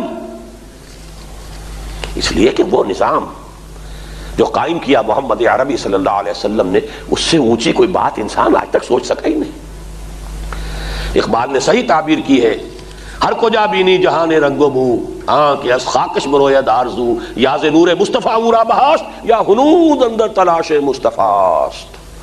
جو بھی خیر اور خوبی آج انسان کے پلے میں ہے، دامن میں ہے، یا محمد کے نور سے مستعار لیا گیا ہے صلی اللہ علیہ وسلم، یا ابھی نوع انسانی ادھر آگے بڑھنے کی کوشش کر رہی ہے جہاں محمد نے 1400 برس پہلے پہنچا دیا تھا صلی اللہ علیہ وسلم۔ یہ ارتقاء کی آخری منزل ہے، اس کے بعد کوئی اور امکان ہی نہیں۔ اب ارتقاء کی کون سا اور پلین باقی رہ گیا ہے؟ یہی ہے بات جو میں کہنا چاہتا تھا کہ اسی وجہ سے حضور نے ثم سکت رسول اللہ صلی اللہ علیہ وسلم۔ بہرحال فلسفہ ارتقاء اور نظریہ ارتقاء کے حوالے سے بھی یہ لازمی ہے۔ اور ایک اور اعتبار سے بات عرض کر دوں، آپ کو معلوم ہے اس وقت دنیا میں بات ہو رہی ہے گلف وار کے بعد سے نیو ورلڈ آرڈر۔ نوع انسانی کافی عرصے سے اس صدی میں یوں سمجھیے کہ مسلسل کوشش ہوئی ہے کہ کوئی عالمی نظام قائم ہو جائے۔ زمانے کا تقاضا ہے، سائنس کی ترقی ہو گئی، فاصلے معدوم کے درجے میں رہ گئے، پوری دنیا نے ایک شہر کی حیثیت اختیار کر لی، تو اب کوئی نظام بھی تو ایک ہونا چاہیے۔ یہی وجہ تھی کہ لیگ آف نیشنز وجود میں آئی، لیکن چونکہ اس نظام کے لیے فکری بنیاد انسان کے پاس کوئی نہیں، اٹ فیلڈ۔ بیچاری کئی روز سے دم توڑ رہی ہے، ڈر ہے خبر بدنہ میرے منہ سے نکل جائے، تقدیر تو مبرم نظر آتی ہے لیکن پیران کلیسا کی دعا ہے کہ یہ ٹل جائے، اور وہ ختم ہوئی، مر گئی۔ پھر یہ یونائٹڈ نیشنز آرگنائزیشن وجود میں آئی، یہ بھی ایک اٹیمپٹ ہے ایک عالمی نظام کی، فیلیور ہے۔ وہ آج امریکہ کے گھر کی لونڈی بنی ہوئی ہے، طاقتور کے لیے ہے جو کچھ بھی ہے، کمزور کے لیے تو کوئی دادرسی نہیں۔ اب وہ نیو ورلڈ آرڈر آیا ہے، در حقیقت یہ اس جو ارتقاء کا عمل ہے اس کی طرف ایک پیش قدمی ہے جو ہو رہی ہے۔ اگرچہ یہ نیو ورلڈ آرڈر جو اس وقت ہے ابھی تو وہ پوری طریقے سے اسٹیبلش نہیں ہوا، ہم سب تو اس کے پھندے میں آ چکے ہیں، عالم اسلام پورا کا پورا اس کی گرفت میں ہے۔ البتہ ابھی چائنا ہے، کچھ تھوڑا سا اس پر کچھ کمندیں ڈالنی پڑیں گی، ابھی جاپان ہے، اسے کچھ تھوڑا سا ٹیکل کرنا ہوگا، نارتھ کوریا نے سر اٹھا دیا ہے اچانک، اس کا مسئلہ ہو جائے گا، لیکن یہ ہے کہ عالم اسلام تو ان کے قبضے میں ہے، پورے طور سے شکنجے میں جکڑا ہوا۔ لیکن یہ حقیقت کے اعتبار سے جیو ورلڈ آرڈر ہے۔ یہ 1897 کے پروٹوکول اور اس کا جو نقشہ بنایا تھا یہودیوں نے، ایلڈرز آف دی زائن نے بیٹھ کر، در حقیقت تدریجاً وہ ایکسفولیٹ کر رہا ہے۔ 1919 اعلان بلفور، 1948 اسرائیل کا قیام، 1967 یہ رقبے قبضے میں لیے، اور آج کی خبر آپ نے پڑھ لی ہوگی کہ اسرائیل کی سپریم کورٹ نے فیصلہ دے دیا ہے، آخری verdict, Jerusalem is integral part of Israel. کیوں؟ یہی وجہ ہے کہ ساری باتوں پر گفتگو کرنے کے لیے اسرائیل تو تیار ہے۔ جریکو میں بھی لے لو اپنا سیلف رول، غزہ میں بھی لے لو، اور تو اور گولان ہائٹس سے بھی پیچھے ہٹنے کو تیار ہے اگر شام صلح کر لے، لیکن بات نہیں ہوگی تو یروشلم کے بارے میں ہوگی، وہ نہیں ہوگی، وہ تو ہمارا اٹوٹ انگ ہے، انٹیگرل پارٹ آف اسرائیل۔ آج کی خبر ہے یہ کہ supreme court of Israel has given the verdict and judgment, اور یہ بھی در حقیقت اسی طرف پیش قدمی ہے۔ میرے نزدیک تو شاید 2 سال یا 3 سال کی بات ہے، صرف مسجد اقصی گرائی جائے گی، اس لیے کہ اس کے نیچے ہیں بنیادیں ہیکل سلیمانی کی، جو ان کے لیے وہی کچھ ہے جو ہمارے لیے کعبہ ہے۔ 1923 برس سے it's lying razed to the ground, صرف ایک بنیاد ایک طرف کچھ کھڑی ہوئی ہے، وہیں جا کر اسے ویلنگ وال کہتے ہیں، رونے دھونے کی جگہ اسرائیلی جاتے ہیں اور وہاں پر، اور واقعہ یہ ہے کہ وہاں پر وہ بالکل جس طرح ٹکرے مارتے ہیں، دیوار کو مارتے نہیں، تھوڑا سا 1 انچ کا فرق رکھ لیتے ہیں، آخر یہودی ہے، اپنے سر کا حفاظت کرتا ہے، لیکن موومنٹ وہی ہے اس کی، ٹکرے جیسے کہ مار رہا ہوں۔ میں نے ٹیلی ویژن پر دیکھا ان کا نقشہ، ہی رو دھو کر، جیسے ہمارے ماتم بھی ہوتے تو ہاتھ آرام آرام سے ٹکا کر، سمبولک ماتم بھی ہوتا ہے، تو وہ سارا کا سارا ویلنگ جو ہے وہاں پر ان کی وہ سمبولک ویلنگ ہوتی ہے، لیکن انداز وہ یہ ٹکرے مارنے کا۔ اور یہ ہونا ہے اس لیے کہ ہمارے ایک دوست جو انجمن خدام القرآن کراچی کے صدر ہیں زین العابدین صاحب، وہ جایا کرتے ہیں، انٹرفیتھ ڈائیلاگ ایک ہوتی ہے، ہر سال ایک بڑا جلسہ ہوتا ہے، اس میں وہ جاتے ہیں۔ کیونکہ انہوں نے مجھ سے یہ باتیں سنی ہوئی تھی، تو اس دفعہ ان کے ایک جاننے والے یہودی جو وہاں آئے ہوئے تھے انٹرفیتھ ڈائیلاگ میں، وہاں انہوں نے ان سے سوال کیا کہ آپ لوگ اپنا ٹیمپل آف سولومن کب تعمیر کریں گے؟ تو ذرا چونکا، اس نے کہا 2-3 سال، exactly this is my judgment. اس لیے کہ مسجد ایودھیا کی گرا کر مسلمانوں کی نبض کو ہاتھ رکھ کر دیکھ لیا کہ ان میں جان نہیں ہے. حمیت نام تھا جس کا، گئی تیمور کے گھر سے، کچھ نہیں ہوگا. عالم عرب کے کچھ جوشیلے نوجوان کھڑے ہوں گے، پروٹیسٹ کریں گے، انہیں بھولنے کے لیے اسرائیل کو گولیاں ضائع کرنے کی ضرورت نہیں ہے. وہ تو موجود ہے، حسنی مبارک ہے، شاہ فہد صاحب ہیں، اور جو بھی الجزائر کے مراکو کے بادشاہ ہیں، وہ خود بھول دیں گے. اس لسٹ میں ایک اور کا اضافہ ہو گیا، وہ پی ایل او کے سردار جو ہیں یاسر عرفات ہیں، وہ بھولیں گے. اپنی گولیاں کیوں ضائع کریں؟ یہ سارا اس طرف جا رہا ہے معاملہ. لیکن میں اس وقت جو بات کہہ رہا تھا وہ یہ ہے، یہ نیو ورلڈ آرڈر جو جیو ورلڈ آرڈر ہے ایک دفعہ قائم ہوگا، لیکن جب قائم ہو جائے گا تو اب اس کو جسٹ ورلڈ آرڈر آف اسلام اس میں بدلنا ایک قدم ہوگا. اس کو فرق کو یوں سمجھیے، اگر 100 آدمی آپ کے سامنے ہو اور 100 کو تبلیغ کر کے مسلمان بنانا ہے تو 100 اشخاص کی ہر ایک کی اپنی استاد طبع اور ہے، ذہنی سطح اور ہے، اس سے گفتگو کا انداز اور ہوگا. You have to tackle each one separately. ہر ایک سے بات کرنی ہوگی، بحث و تمہیس ہوگی، اس کو تبلیغ کریں گے، اس کے اعتراضات کا جواب دیں گے. 100 گنا کام ہوا. اگر کسی طریقے سے ان سب کو ایک بنا دیا جائے تو کام 1/100 رہ گیا آپ کا. ایک کو کنورٹ کر لیجئے، 100 کنورٹ ہو گئے. جب ایک عالمی نظام ہوگا تو اس کے بعد تو ایک سٹیپ ہے اس کے شفٹ اوور کا. تو اس اعتبار سے بھی دنیا جدھر جا رہی ہے عالمی نظام کی طرف تو جا ہی رہی ہے. صرف یہی ہے نا محمد الرسول اللہ صلی اللہ علیہ وسلم کے دی ہوئی خبر کہ بالآخر وہ عالمی نظام اسلام کا ہوگا اور خلافت علی منہاج النبوہ کا ہوگا. اب میں اپنی آج کی گفتگو کے آخری نقطے پر آ گیا ہوں. یہ تو ہوگا، اور جو کچھ میں نے اب تک بیان کیا ہے نہایت خوش آئند. آپ سب کے دل باغ باغ ہو رہے ہوں گے کہ یہ کچھ ہونا ہے، دین کا غلبہ ہو جائے گا. لَيَسْتَخْلِفَنَّهُمْ فِي الْأَرْضِ وَلَيُمَكِّنَنَّ لَهُمْ دِينَهُمُ الَّذِي ارْتَضَىٰ لَهُمْ وَلَيُبَدِّلَنَّهُمْ مِن بَعْدِ خَوْفِهِمْ أَمْنًا. اور ہونا بھی ہے پھر پوری عالمی سطح پر. لیکن اس سے قبل کیا ہونا ہے یہ ایک دردناک بات ہے. ذرا اس کو اچھی طرح اب جگر تھام کے بیٹھو، میری باری آئی. یہ جو میں نے کہا کہ ہم 4.5 پر کھڑے ہوئے ہیں، 5واں مرحلہ ابھی ہاف دی اسٹیج اوے ہے. اس میں جو کچھ ہونا ہے دیکھیے کیا گزرے ہیں قطرے پہ گوہر ہونے تک. اس کے جو مراحل ہیں اس کو اچھی طرح سن لیجئے. اور کچھ روز فضاؤں سے لہو برسے گا، اور غمناک یہ تاریک اندھیرے ہوں گے.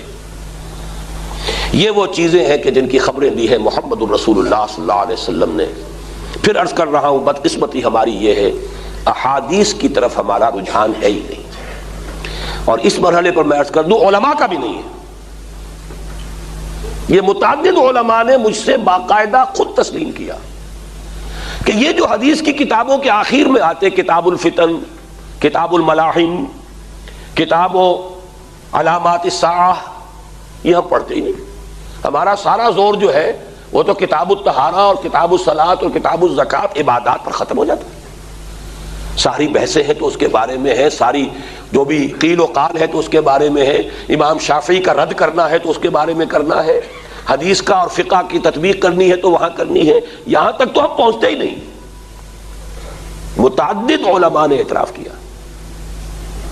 تو بدقسمتی سے یہ چیزیں جو کتاب الفتن، کتاب الملاحم، کتاب علامات القیامہ، الملحمۃ العظمی، خروج دجال، قیادت مہدی، یہ ساری خبریں ہیں احادیث صحیحہ کے اندر، احادیث متواترہ کے اندر.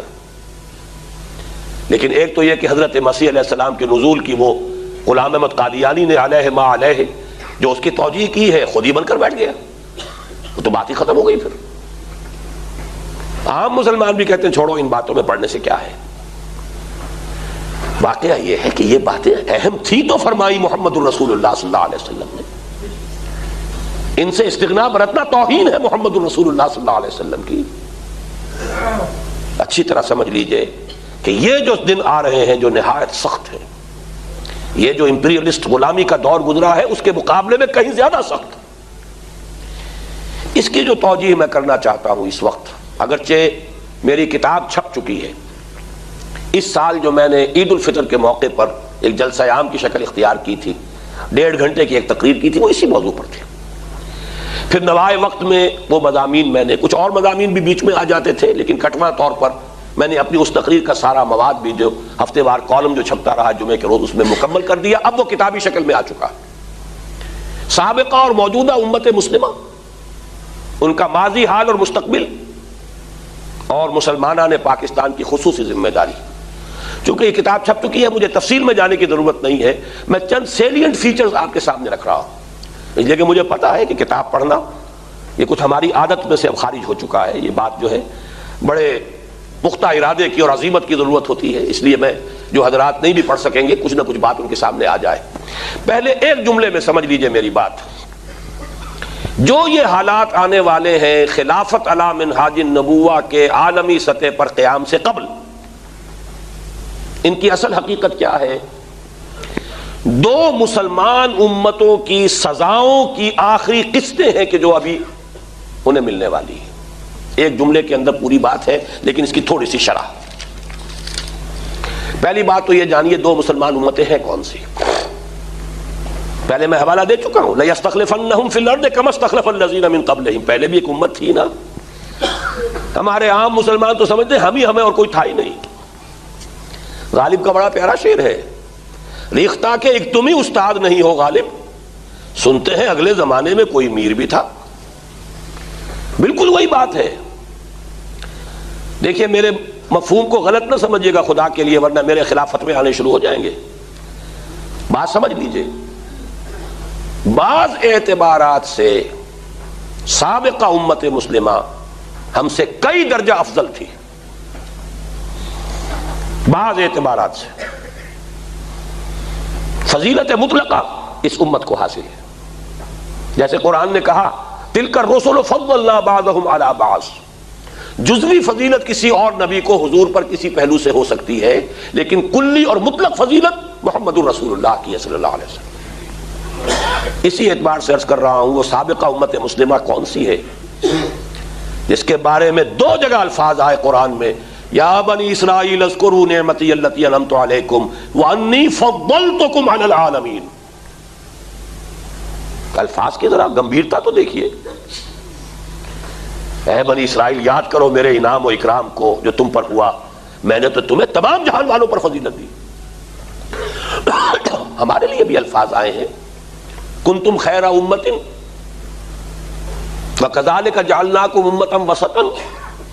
لیکن الفاظ کو دیکھیے، جو بھی الفاظ کے تیور پہچان سکتے ہیں وہ الفاظ انی فضلتکم علی العالمین.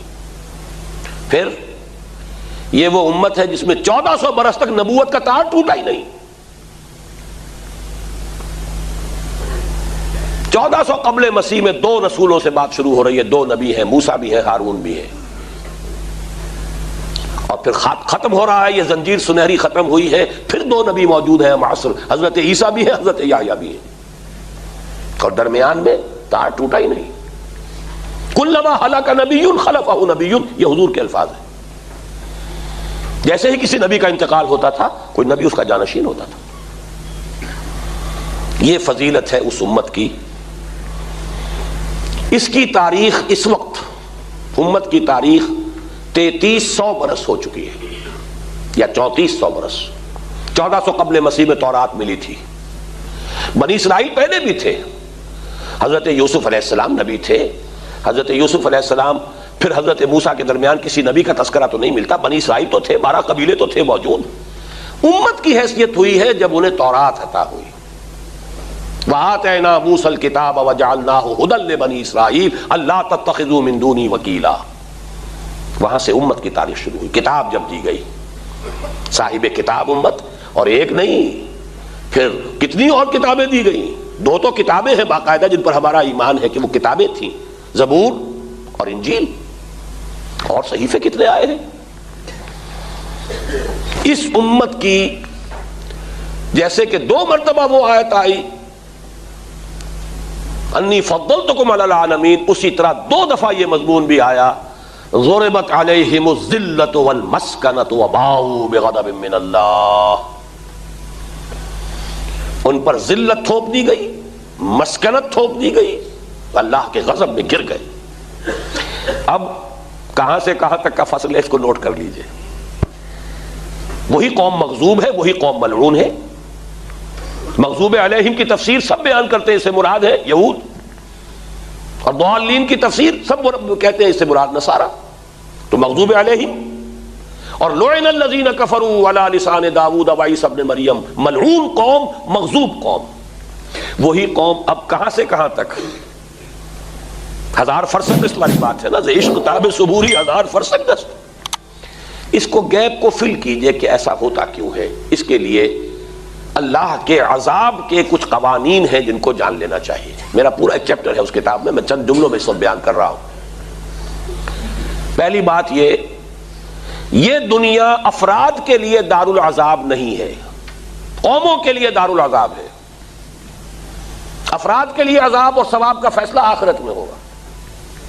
کلہم آتی ہے یوم القیامت فردا، ہر شخص انفرادی حیثیت میں آئے گا۔ اجتماعی فیصلے یہاں ہوتے ہیں۔ بڑی پیاری بات کہی اقبال نے، فطرت افراد سے اغماض بھی کر لیتی ہے، نہیں کرتی کبھی ملت کے گناہوں کو معاف۔ قوموں پر جو عذاب آتے ہیں وہ دو طرح کے ہیں۔ ایک بڑا عذاب، عذاب الاکبر، عذاب استیصال، نسیم منسیہ کر دینا، ان کا نام و نشان مٹا دینا، کالم یغنو فیہا، ایسے ہو جائیں جیسے تھے ہی نہیں۔ یہ عذاب صرف ان قوموں پر آتا رہا ہے جن کی طرف کسی رسول کو مبعوث کیا گیا اور انہوں نے بحیثیت مجموعی رسول کا انکار کیا، رد کر دیا، کفر کیا۔ قوم نوح، قوم ہود، قوم صالح، قوم شعیب، قوم لوط، آل فرعون، 6 مثالیں قرآن مجید میں کم سے کم 15 مرتبہ آئی۔ کہیں فرمایا کالم یغنو فیہا، کہیں فرمایا قطع دابر القوم الذین ظلموا، کہیں فرمایا لا یری الا مساکنہم۔ اور اس سے کم تر درجے میں عذاب آتا ہے مسلمان امت پر، جن کے رتبے ہیں سوا، ان کی سوا مشکل ہے۔ مسلمان امت کا مطلب کیا ہے؟ وہ حامل کتاب الہی ہے، وہ وارث علوم نبوت ہے، وہ زمین پر اللہ کی نمائندہ ہے، اور اگر وہ اپنے عمل سے الٹی نمائندگی شروع کر دے تو اس سے بڑا مجرم کوئی نہیں، بلکہ بقیہ نوع انسانی کے جرائم کی ذمہ داری بھی اس پر آئے گی۔ تمہارے ذمہ تھا بات پہنچانا، تم نے نہیں پہنچائی۔ تم پہنچا دیتے، وہ نہ مانتے تو وہ مجرم ہوتے، تم نے نہیں پہنچایا، تم مجرم۔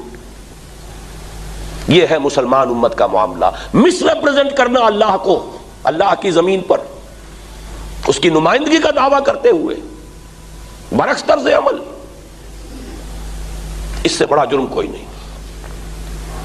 یہ عذاب ہے جو بنی اسرائیل پر آیا، اور یہ عذاب ہے جو امت محمد پر آیا صلی اللہ علیہ وسلم۔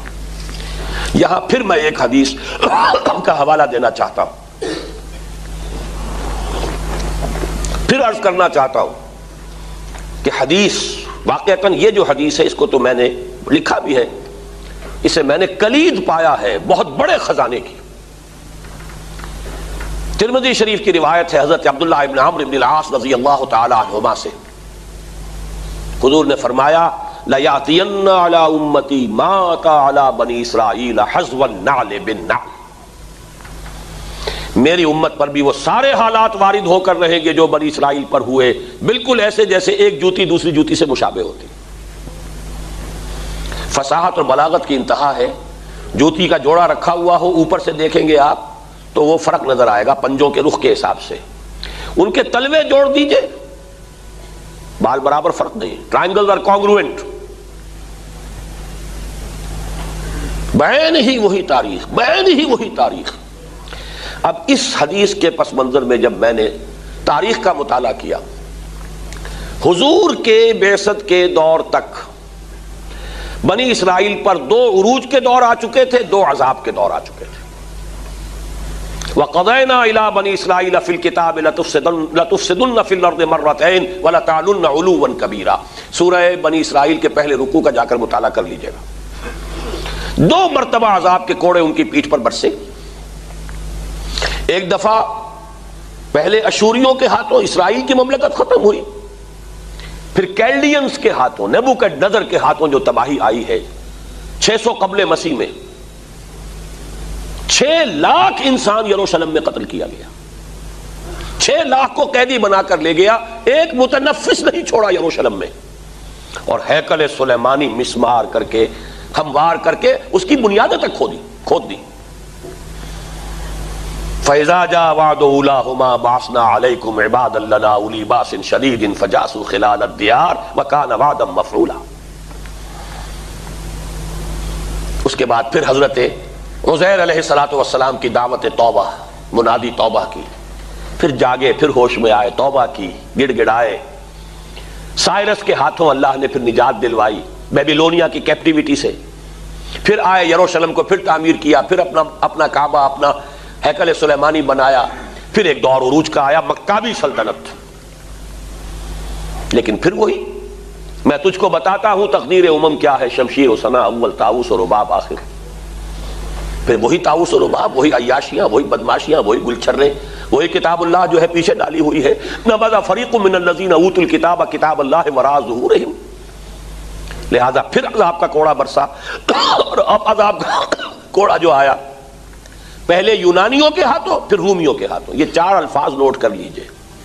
پہلے دور میں پہلے صدا ہوئی اشوریوں کے ہاتھوں، وہ آئے تھے شمال سے. پھر مشرق سے آئے کیلڈینز، کلدانی، نیبوکڈ نظر، بابل کا بادشاہ، عراق کا بادشاہ. دوسرے دور میں پہلے ان پر حکمرانی ہوئی اور کوڑے برسے یونانیوں کے ہاتھوں، پھر رومیوں کے ہاتھوں. سن 70 عیسوی میں ٹائٹس نے جو حملہ کیا ہے، 1,33,000، ذرا اندازہ کیجئے، نیبوکڈ نظر کے زمانے میں 12 لاکھ آبادی تھی یروشلم کی. کتنا بڑا شہر ہوگا. اس دور میں سن 70 عیسوی میں 1,33,000 یہودی ایک دن میں قتل کیا اس نے. پھر ہیکل کو مسمار کیا، اور یہودیوں کو جو وہاں سے نکالا ہے تو آج تک وہ ڈائسپورا میں تھے. اس صدی میں آ کر انہیں گھر ملا ہے، اور یروشلم میں داخل ہونے کی بھی انہیں اگر کہیں اجازت ملی ہے تو حضرت عمر رضی اللہ تعالی عنہ کے ہاتھوں جب بیت المقدس فتح ہوا، انہوں نے اسے اوپن سٹی قرار دیا، ورنہ پورے 550 برس تک کوئی یہودی اپنے مقدس شہر میں داخل نہیں ہو سکا. یہ تاریخ تو ہے اس وقت تک کی جب کہ حضور کی بعثت ہوئی ہے. اس میں ایک بات اور نوٹ کر لیجئے، یہ قوم چونکہ حضرت مسیح علیہ السلام تعین کے ساتھ ان کی طرف رسول بنا کر بھیجے گئے، رسولا الی بنی اسرائیل، سورہ آل عمران کے الفاظ ہیں، انہوں نے رد کر دیا. اپنے طور پر تو سولی پر چڑھا کر دم لیا، یہ دوسری بات ہے. اللہ نے جو کچھ کیا وہ دوسرا معاملہ، اللہ کا معاملہ، زندہ آسمان پر اٹھایا. انہوں نے تو اپنے بس پڑتے سولی پر چڑھایا. لہذا اس دن سے یہ عذاب استیصال، عذاب اکبر کی مستحق ہو چکی ہے. اس کو بھی اپنے ذہن میں، وہ جو عذاب اکبر، جس قوم کی طرف رسول بھیجا جائے رسول کو رد کر دے بحیثیت مجموعی، تو عذاب استیصال، عذاب اکبر آتا ہے. وما كنا معذبین حتی نبعث رسولا، یہ سورہ بنی اسرائیل ہی کے دوسرے رکوع میں آیت موجود ہے. لیکن یہ کہ ایک خاص سبب ہے جس کی وجہ سے اسے کنڈیمڈ تو تھی، لیکن اس کا ابھی ایگزیکیوشن نہیں ہوا ہے، ابھی تک نہیں ہوا. البتہ قرآن نے حضور صلی اللہ علیہ وسلم کی بعثت کی شکل میں ایک لفظ استعمال کر رہا ہوں، مرسی اپیل. مرسی اپیل کا ایک موقع دیا اس قوم کو. عسیٰ ربکم ان یرحمکم وان عدتم عدنا وجعلنا جہنم للکافرین حصیرا ان ھذا القرآن یہدی للتی ہی اقوم ویبشر المؤمنین الذین یعملون الصالحات ان لهم اجرا کبیرا. اب بھی دامن محمدی میں آ جاؤ، قرآن پر ایمان لے آؤ، یہ ہے وہ سیدھا راستہ دکھانے والی کتاب. ہم اب بھی تم پر رحمت فرمانے کے لیے تیار ہیں. ایک مرسی اپیل کا موقع تھا، وہ بھی گوا دی انہوں نے. دے اسٹینڈ کنڈمڈ، لیکن ایگزیکیوشن ابھی نہیں ہوئی. کیوں نہیں ہوئی؟ یہ ہے تلخ ترین باب میری آج کی گفتگو کا. اس لیے کہ اس امت، موجودہ مسلمان امت کا جو افضل حصہ ہے، اس کی پٹائی اس مغضوب اور ملعون قوم کے ہاتھوں کروانی ہے. بہرحال اس کو پہلے اس امت کا بھی دور سمجھ لیجئے. 4 دور اس پر بھی بین ہی وہی آ چکے ہیں جو کہ تاریخ بنی اسرائیل کے حوالے سے میں نے بیان کیے. پہلا دور عروج، عربوں کی زیر قیادت، اسی میں ہماری خلافت راشدہ بھی ہے. اس کے بعد بھی وہ خلافت راشدہ نہیں رہی، مسلمانوں کی حکومت تو رہی نا. پھر عذاب آیا، دیکھیے ایگزیکٹ کاربن کاپی. پہلے صلیبیوں کے ہاتھوں 1099 میں یروشلم ہاتھ سے نکل گیا. لاکھوں مسلمان قتل ہوئے، میڈیٹرینین کے ساحل کے تمام شہر تہس نہس ہوئے. اور پھر 1258 میں وہ جو فتنہ چلا تھا تاتار کا، کروڑوں مسلمان قتل ہوئے. خارزم شاہ کی مملکت، عظیم مملکت، نسیم منسیہ، افغانستان پورا تہس نہس، ایران پورا تہس نہس، عراق پورا تہس نہس. فال آف بغداد 1258، آخری خلیفہ بنو عباس کا محل کے اندر سے کھینچ کر گھسیٹ کر نکالا گیا، جانور کی کھال میں لپیٹ کر اور گھوڑوں کے سموں تلے کچلوا دیا گیا. سعدی نے مرثیہ کہا، آسماں را حق بود گر خوب بارت برزمی، بر زوال ملک مستعصم امیر المومنی. کاربن کاپی دکھا رہا ہوں آپ کو. وہاں اشوری پہلے آئے تھے شمال سے، یہاں صلیبی آئے پہلے یورپ سے، شمال سے. وہاں کیلڈینز آئے تھے مشرق سے، یہاں تاتاری آئے مشرق سے. وہاں لاکھوں میں قتل ہوئے، یہاں کروڑوں میں قتل ہوئے. کیوں؟ اس امت کی وسعت، ریشو پروپورشن رکھیں گے بات وہیں پہنچ جائے گی. پھر ہمارا عروج ہوا ہے آیا فتنہ تاتار کے افسانے سے، پاسباں مل گئے کعبے کو صنم خانے سے. وہی ہورڈز، دی ٹرک ہورڈز. نوٹ کر لیجئے، یہ تفصیل سے میری کتاب میں مضامین موجود ہیں، لیجئے پڑھیے سمجھیے، آگے پھیلائیے. خدا کے لیے ان حقائق کا شعور اور ادراک ہونا چاہیے، ذہن میں نقشے بن جانے چاہیے. غیر عرب مسلمان، یہ نوٹ کر لیجئے، دنیا میں اس وقت مسلمان 130 کروڑ، 1 ارب 30 کروڑ، یہ ہے علی الاقل، ورنہ 1.25 ارب کی بھی بعض لوگوں کی اسیسمنٹ ہے، لیکن 120 130 میں تو کوئی شک ہی نہیں. ان میں عرب ہے میکسیمم 20 کروڑ یا 25 کروڑ. 1 ارب نان عرب ہے. ان میں سے 40 کروڑ اس ساؤتھ ایشیا میں بر عظیم پاک و ہند میں رہتے ہیں، جن میں سے 10 کروڑ ہم ہیں مسلمان پاکستان، 10-11 کروڑ. اس سے کچھ زائد ہوں گے یا اتنے ہی ہوں گے بنگلہ دیش میں. اور بھارت میں کم سے کم 18 کروڑ مسلمان. اتنی بڑی طاقت ہے. کلچرل بھی 2 ہی مرکز اس عالم اسلام میں قائم ہوئے تھے. عربوں کے لیے کلچرل مرکز مصر، اور عجمی مسلمانوں کا بر صغیر، بر عظیم کہنا چاہیے. 400 سال سے سارے مجددین یہاں، 1000 برس تک سارے مجددین عالم عرب میں، 400 برس سے یہاں. یہ میں تفصیل سے لکھ چکا ہوں دوسری کتاب میں، استحکام پاکستان نامی کتاب میں. یہاں تحریک چلی، اس کا خلاصہ جو ہے وہ اب پاکستان میں ہے. پاکستان کے بارے میں میری کیفیت یہ ہے کہ گو مگو میں ہوں میں. ایک اعتبار سے عربوں کے بعد پوری مسلم امت میں سب سے بڑے مجرم ہم ہیں. ان کے بعد فضل بھی تو سب سے بڑھ کر ہم پر ہوا. مجدد الفسانی، شاہ ولی اللہ، شیخ عبدالحق محدث دہلوی، سید احمد بریلوی، ان کی تحریک، علامہ اقبال، شیخ الہند، مولانا مودودی، مولانا الیاس. ان کے پائے کی کوئی شخصیت عالم اسلام نے پیدا نہیں کی اس پورے 400 برس کے اندر. پھر ایک ہی ملک ہے کہ جو اس دور میں صرف اسلام کے نام پر بنا ہے، وہ پاکستان ہے. پاکستان کا مطلب کیا؟ لا الہ الا اللہ، جس کا قیام معجزہ ہے. چند مہینے پہلے گاندھی کہہ رہا تھا کہ پاکستان صرف میری لاش پر بن سکتا ہے. پھر وہی گاندھی ہے جسے تسلیم کرنا پڑا پاکستان کو. بہرحال یہ ساری چیزیں وہ ہیں جو میں لکھ چکا ہوں. یہاں کے بارے میں کچھ نہیں کہہ سکتا. انگریزی محاورہ ہے hope for the best and be prepared for the worst. ایک بات میں یقین سے جانتا ہوں، خلافت کا اصل احیاء یہاں سے شروع ہوگا. یہ خطہ ارضی جو ہم پاکستان کے نام سے جانتے ہیں، ملحق سرزمین جو حضور کے زمانے میں خراسان کہلاتی تھی، آج افغانستان ہے. یہ تو میں یقین کے ساتھ جانتا ہوں. اس کی جو خود حدیث میں خبریں ہیں وہ بھی میں ابھی آپ کو سنا دوں گا. لیکن ابھی میں نے اس کا جو تاریخی پس منظر ہے، 400 برس کے مجددین، اسلام کے نام پر وجود میں آنے والا واحد ملک پوری دنیا میں، واحد ملک جس میں قرارداد مقاصد پاس ہوئی ہے، اور ایک 10 کروڑ عوام کی نمائندہ اسمبلی نے کہا ہے ہم حاکمیت سے دستبردار ہوتے ہیں اللہ کی خدمت میں. ہم حاکمیت کے مدعی نہیں ہیں، حاکم اللہ ہے. ہمارے پاس جو بھی اختیارات ہیں وہ ایک امانت ہے، سیکرٹ ٹرسٹ، اور یہ انہی حدود کے اندر استعمال ہوں گے جو اصل حاکم نے مقرر کر دیے. اور کہیں دنیا میں نہیں. زیادہ سے زیادہ لکھا ہوتا ہے اس ریاست کا آفیشل مذہب فلاں ہوگا، اسلام ہوگا، کرسچینٹی ہوگا. یہ بڑے محدود الفاظ ہیں، کہاں قرارداد مقاصد. اس اعتبار سے میں کہہ رہا ہوں ہوگا تو یہاں سے، لیکن in one of the three forms. Hope for the best تو یہ ہے اللہ ہمیں توفیق دے دے بغیر کسی مزید عذاب اور سزا کے، کسی اور کوڑے کے، ہم تائب ہو جائیں اور اتنی معتدم تعداد میں تائب ہو جائیں کہ جمع ہو کر یہاں پر انقلاب برپا کر دیں اور اسلامی نظام قائم کر دیں، نظام خلافت قائم کر دیں. 2-4 کی توبہ نہیں، اتنی ہو ضرور، اتنے لوگ تائب ہو جائیں کہ مل جل کر بنیان مرصوص بن کر اور اللہ کے دین کو یہاں پر قائم کر کے نظام خلافت برپا کر دیں، خلافت علی منہاج النبوہ. اس کے لیے دعا کی جا سکتی ہے، اس کے لیے ہر شخص کمر ہمت کر سکتا ہے.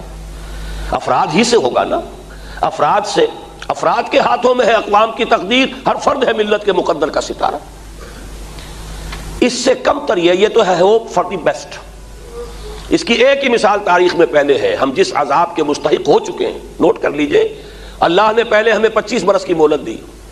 قمری 25 ہو چکے تھے جبکہ 24 برس ہوئے تھے انگریزی حساب سے، جبکہ ہمارے عذاب کا کوڑا پڑا ہماری پیٹھ پر.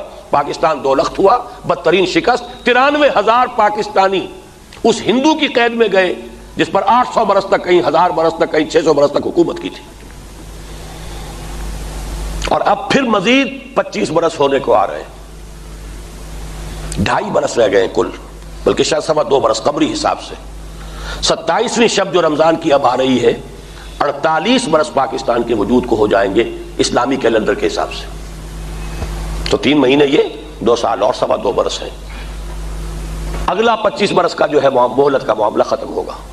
کوئی عجب نہیں کہ پھر عذاب کا کوئی بہت بڑا کوڑا ہماری پیٹھ پر پڑے. البتہ چونکہ ایک مثال ہے تاریخ میں، الا قوم یونس، کبھی ایسا نہیں ہوا کہ کسی قوم پر عذاب کے آثار شروع ہو جائیں اور پھر عذاب ٹل جائے، سوائے یونس کی قوم کے. اگر اللہ تعالیٰ نے قوم یونس کو اجتماعی توبہ کی توفیق دی اور قبول فرما لی، اللہ کرے کہ ہمیں بھی اس کی توفیق ارزانی ہو جائے. This is hope for the best. اس سے کمتر درجے میں کیا ہے؟ کوئی کوڑا ہماری پیٹھ پر پڑے، اور بڑا مبارک ہوگا کوڑا اگر ہوش میں آ جائے. فَلَنُذِيقَنَّهُم مِّنَ الْعَذَابِ الْأَدْنَىٰ دُونَ الْعَذَابِ الْأَكْبَرِ لَعَلَّهُمْ يَرْجِعُونَ. ہم انہیں اس آخری بڑے عذاب سے پہلے چھوٹے عذاب کا مزہ چکھائیں گے، شاید کہ یہ لوٹ آئیں، رجوع کریں، جاگ جائیں، ہوش میں آ جائیں. وہ کوڑا ہم پر پڑا تھا، ہم نے محسوس نہیں کیا تھا اس کو. وہ 1000 میل دور تھا. کتنے لوگ کٹے، کتنے مرے، کتنوں کی عصمتیں لٹیں، کتنے گھر اجڑے، کتنی کوٹھیاں بنانے والے. وہاں پر بھی تو بڑے بڑے گلبرگ بنے تھے اور بڑے بڑے بات آئی لینڈ بنے تھے، بڑی کوٹھیاں بنی تھیں، جن میں سے 2.5-3 لاکھ تو ابھی تک وہاں پڑا ہے. ایک کمرے میں 10 بائی 10 کے کمرے میں 10-10 15-15 انسان رہ رہے ہیں. وہ بھی انسان تھے، امت محمد میں تھے صلی اللہ علیہ وسلم، اور ہیں اب بھی. لیکن یہ کہ ہم نے محسوس نہیں کیا اس کوڑے کو. ہمیں اللہ نے فریش لیز دی تھی. یہ فریش لیز آف ایگزسٹنس ہے. ورنہ اگر وہ جو فرمایا حضور نے کہ تمام انسانوں کے دل اللہ کی 2 انگلیوں کے مابین ہیں، یصرف کیف یشاء، اگر نکسن کے دل کو اللہ نہ موڑ دیتا اور اس کا ہاٹ لائن کے اوپر کوسی جن کو الٹیمیٹم نہ ہوتا اور کوسی جن کا حکم نہ ہوتا اندرا گاندھی کو، تو یہ یونیلیٹرل سیز فائر کہاں ہو جاتا؟ ان کا تو مورال آسمان پر تھا، ہمارا پاتال میں تھا. وہ اپنی پوری قوت کے ساتھ یکسو ہو کر حملہ آور ہوتے. ہماری ایئر فورس ناکڈ آؤٹ تھی، حرکت نہیں کر سکتا تھا ہمارا جہاز. اواکس قسم کے جو ہے وہ دے دیے تھے روس نے بھارت کو، جو ان کے ہیلی کاپٹر تھے. چڑیا اڑتی تھی تو انہیں معلوم ہوتا تھا. ہماری نیوی کو آ کر کیماڑی میں مار گئے تھے. اور ہماری جو لینڈ ڈیفنسز ہیں ٹوٹ چکے تھے، سوائے ایک یہ سلیمان کی ہیڈ ورکس کے. شکر گڑھ کا ہمارا باز ٹوٹ چکا تھا، راجستھان کا ٹوٹ چکا تھا کیا ہم؟ میکسیمم 6 دن کی مار تھا یہ ویسٹ پاکستان بھارت کے لیے اس وقت. اللہ نے ہمیں ایک فریش لیز آف ایگزسٹنس دیا ہے. کاش کہ ہمیں اس کی قدر ہو، لیکن ہوئی نہیں ہے. تو یہ بھی درمیانی درجے کی بات ہے. کوئی کوڑا ہماری پیٹھ پر پڑے، پھر ہم جاگ جائیں، ہوش میں آ جائیں، توبہ کر لیں، رجوع کریں. آخری بات یہ ہے، بڑے بھاری دل کے ساتھ کہہ رہا ہوں، لیکن میں اپنے ساتھ اور آپ کے ساتھ دیانت کا حق ادا نہیں کروں گا اگر وہ بات نہ کہہ دوں۔ اس کا بھی امکان ہے کہ ہندو، بھارت کا ہندو ملیٹنٹ ریوائولزم جس شد و مت سے وہاں ہو رہا ہے، ایودھیا کی مسجد کو گرانے کے لیے 3 لاکھ کارکن پہنچا ہے۔ ان کے ڈسپلن کا تصور کیجئے کہ ہندوستان کے کونے کونے سے لوگ پہنچے ہیں، کہیں کسی مسلمان کا بال بھی بیکا نہیں ہوا۔ یہ ڈسپلن ہے، ورنہ جاتے ہوئے جوش میں موبز ہیں، کسی کو مار دیا، کسی کو کچھ اور کر دیا، کچھ نہیں، بالکل نہیں، ایبسولوٹلی پیسفل، ڈسپلنڈ۔ ایک ہی مقصد تھا، مسجد گرانا ہے، گرائی اور واپس آ گئے۔ فسادات تو بعد میں ہوئے جب مسلمان کھڑے ہوئے پروٹیسٹ میں، اس وقت تک کوئی فساد نہیں، کسی مسلمان کی نکسیر تک نہیں پھوٹی۔ ڈسپلن کا یہ عالم ہے۔ میں تو سال ہر سال سے بتا رہا ہوں، میں نے کم سے کم 5-6 سال ہو گئے جب کتاب پڑھی تھی، برادرہڈ ان سیفرن، RSS کے بارے میں شکاگو میں چھپی تھی یہ کتاب 10 سال پہلے، اور انہوں نے اس وقت لکھا تھا آتھرز نے کہ 2.5 ملین 25 لاکھ ان کا ٹرینڈ کارڈر موجود ہے۔ ان سب کا مقصد ہے ہندوستان سے اسلام اور مسلمان کا خاتمہ۔ اور حال ہی میں دیورس جو ان کا تیسرا گرو ہے، ان کے ہر 5 سال بعد انتخاب نہیں ہوتا، گرو لائف لانگ گرو، اور ایک گرو نیکسٹ گرو کو خود منتخب کرتا ہے، نامینیٹ کرتا ہے، اپنے پاس رکھتا ہے، ٹرین کرتا ہے، اس کی موت کے بعد وہ ٹیک اوور کرتا ہے۔ 70 برس میں یہ تیسرا گرو ہے دیورس، اور اس نے سرکولر بھیجا ہے تمام ہندو سماجی، علمی اور غیر سیاسی تمام تنظیموں کو، اب وقت آ گیا ہے کہ ہم ہندوستان کی پوتر زمین کو مسلمانوں کی نجاست سے پاک کر دیں۔ اور میں آپ کو یقین دلاتا ہوں کہ اگر کچھ رد عمل ہوگا تو شاید پاکستان اور بنگلہ دیش میں ہو جائے، جن کی ہمیں چندنا پرواہ کرنے کی ضرورت نہیں۔ باقی پورے عالم اسلام میں کہیں کوئی رد عمل نہیں ہوگا۔ He says I guarantee it۔ اور گارنٹی کیوں کر رہا ہے؟ ایودھیا مسجد پر کوئی رد عمل ہوا کہیں؟ کسی ملک نے یہ تک نہیں کہا کہ مسجد دوبارہ بنا دو ورنہ ہم تمہارے ساتھ تجارتی تعلقات منقطع کر لیں گے۔ سفارتی تو اور بہت دور کی بات ہے، جنگ کا الٹیمیٹم تو بہت دور کی بات ہے، تجارتی تعلق منقطع کرنے کی بھی کسی نے دھمکی نہیں دی، ورنہ سعودی عرب اور امارات جو ہے اگر صرف اس کی دھمکی دے دیتے ہوش ٹھکانے آ جاتے۔ بہرحال تیسری اور آخری بدترین شکل یہ ہے کہ ہندو ریوائیول وہاں جس شد و مت سے ہو رہا ہے، اور ہمارا جو حال ہے منتشر بٹے ہوئے، ابھی الیکشن میں جو کچھ ہوا ہے، جو دینی جماعتوں کا، مذہبی جماعتوں کا حشر ہوا ہے، ہمارے تو حال جو ہے وہ سب کے سامنے ہے۔ کوئی پتہ نہیں کہ حیا فتنہ تاتار کے افسانے سے history might repeat it self, ہمارا تہس نہس کر کے، لیکن پھر اللہ تعالیٰ ان کو توفیق دے دے اسلام کی۔ ہونا ہے یہیں سے، ہر حال میں یہیں سے ہونا، اس کا میں یقین رکھتا ہوں۔ صرف ایک بات کا جواب نہیں دے سکتا کب ہونا ہے، اور یہ میں کیا جواب دوں گا؟ قرآن میں حضور سے 2 دفعہ کہلوایا گیا، ان ادری اقریب ام بعید ما توعدون، میں نہیں جانتا جس بات کی تمہیں خبر دی جا رہی ہے، جو وعدہ تم سے کیا جا رہا ہے وہ قریب ہے یا دور ہے۔ وَإِنْ أَدْرِي أَقَرِيبٌ مَا تُوعَدُونَ أَمْ يَجْعَلُ لَهُ رَبِّي أَمَدًا، سورہ جن میں فرمایا میں نہیں جانتا کہ جس چیز کی خبر دی جا رہی ہے، وعدہ کیا جا رہا ہے، وہ قریب آ چکی ہے یا ابھی تمہارا رب اس کے اندر کوئی تاخیر کرے گا۔ کب کو تو میں نہیں جانتا، یہ جانتا ہوں کہ ہوگا۔ یہیں سے 2 حدیثیں سنا کر بات ختم کر رہا ہوں۔ جس وقت وہ اصل بھٹی دہکے گی عالم عرب میں، خروج دجال کے بعد، پھر حضرت مسیح اور حضرت مہدی قائد مسلمانوں کے ابھریں گے، مدد کے لیے فوجیں جائیں گی مشرق سے۔ یہ 2 حدیثیں ہیں۔ ایک حدیث جو ہے وہ حضرت عبداللہ ابن الحارث سے ہے رضی اللہ تعالی عنہ، اور ابن ماجہ میں روایت ہے،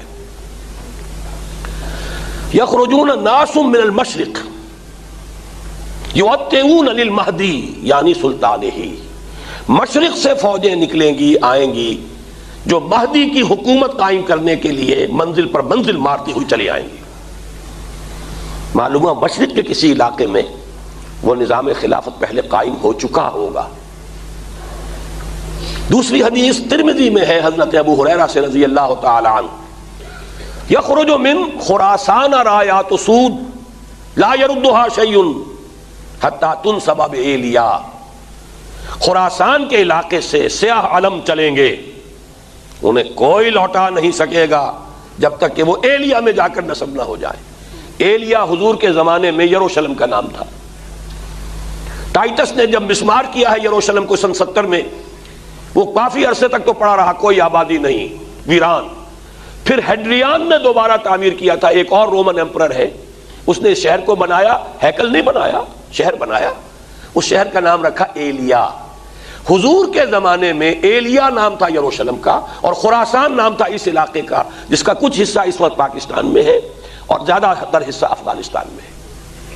یہ علاقے جو ہیں یہیں سے اس کا نظام کا آغاز ہوگا، یا ہمارے ہاتھوں، یا تو ایسے ہی براہ راست اللہ تعالیٰ توفیق دے دے توبہ کی، یا کوئی اور سزا کا کوڑا کھا کر ہم ہوش میں آ جائیں، تب بھی غنیمت ہے، ورنہ یہ کہ شاید ہم تہس نہس کر دیے جائیں، اس لیے کہ واقعتاً اس وقت عربوں کے بعد سب سے بڑی مجرم قوم روئے ارضی پر مسلمانان پاکستان ہے، کہ اسلام کے نام پر ایک ملک بنایا۔ پاکستان کا مطلب کیا؟ لا الہ الا اللہ، اور نصف صدی ہونے کو آ رہی ہے، وہ لا الہ ہے الا اللہ نہیں ہے۔ اور اب جدھر ہم جا رہے ہیں، وہ جو کچھ بھی اوپر کا ملمہ تھا ضیاء الحق صاحب کا کسی اور کا، اب تو ارادے اس سب کو صاف کر دینے کے۔ حالات جو ہیں بالکل ننگے سیکولرزم کی طرف جو ہے ہماری ملک کی گاڑی جا رہی ہے۔ اس ملک کا حال یہ ہے کہ آئیڈینٹی کارڈ پہ مذہب کا خانہ اندراج نہیں ہو سکتا، اس لیے کہ یہ عیسائیوں کو پسند نہیں ہے۔ ایک اقل قلیل اقلیت، پوپ صاحب بھی بول پڑے، کہاں کہاں سے آوازیں آ گئیں۔ اصل معاملہ تھا قادیانیوں کا، لیکن آگے آ کر دیوار بن کر کھڑے ہو گئے عیسائی، اور یہ ملک ہے جو اسلام کے نام پر لیا گیا۔ تو جرم عظیم کا ہم ارتکاب کر چکے ہیں، اس یہاں سے کبھی ہم نے کنارہ نہ کیا، لیکن تیری رحمت نے گوارا نہ کیا والی بات ہے۔ اللہ تعالی ہمیں توفیق دے دے جو سب سے بہتر شکل ہے، ورنہ یہ کہ وہ حشر بھی ہوگا لیکن اسی علاقے سے اللہ پھر توفیق دے گا، اور تاریخ اپنے آپ کو دہرا دے گی۔ وہی ہے آیا فتنہ تاتار کے افسانے سے، پاسباں مل گئے کعبے کو صنم خانے سے۔ اللہ کی قدرت سے بعید نہیں، وہ ہندوؤں کو اسلام کی توفیق دے دے، تاتاری وحشیوں کو دے دی تھی، تو ان کو کیوں نہیں دے دے گا؟ یہ ہے اس وقت کے حالات جو بھی آنے والے ہیں اس خلافت کے قیام سے پہلے، لیکن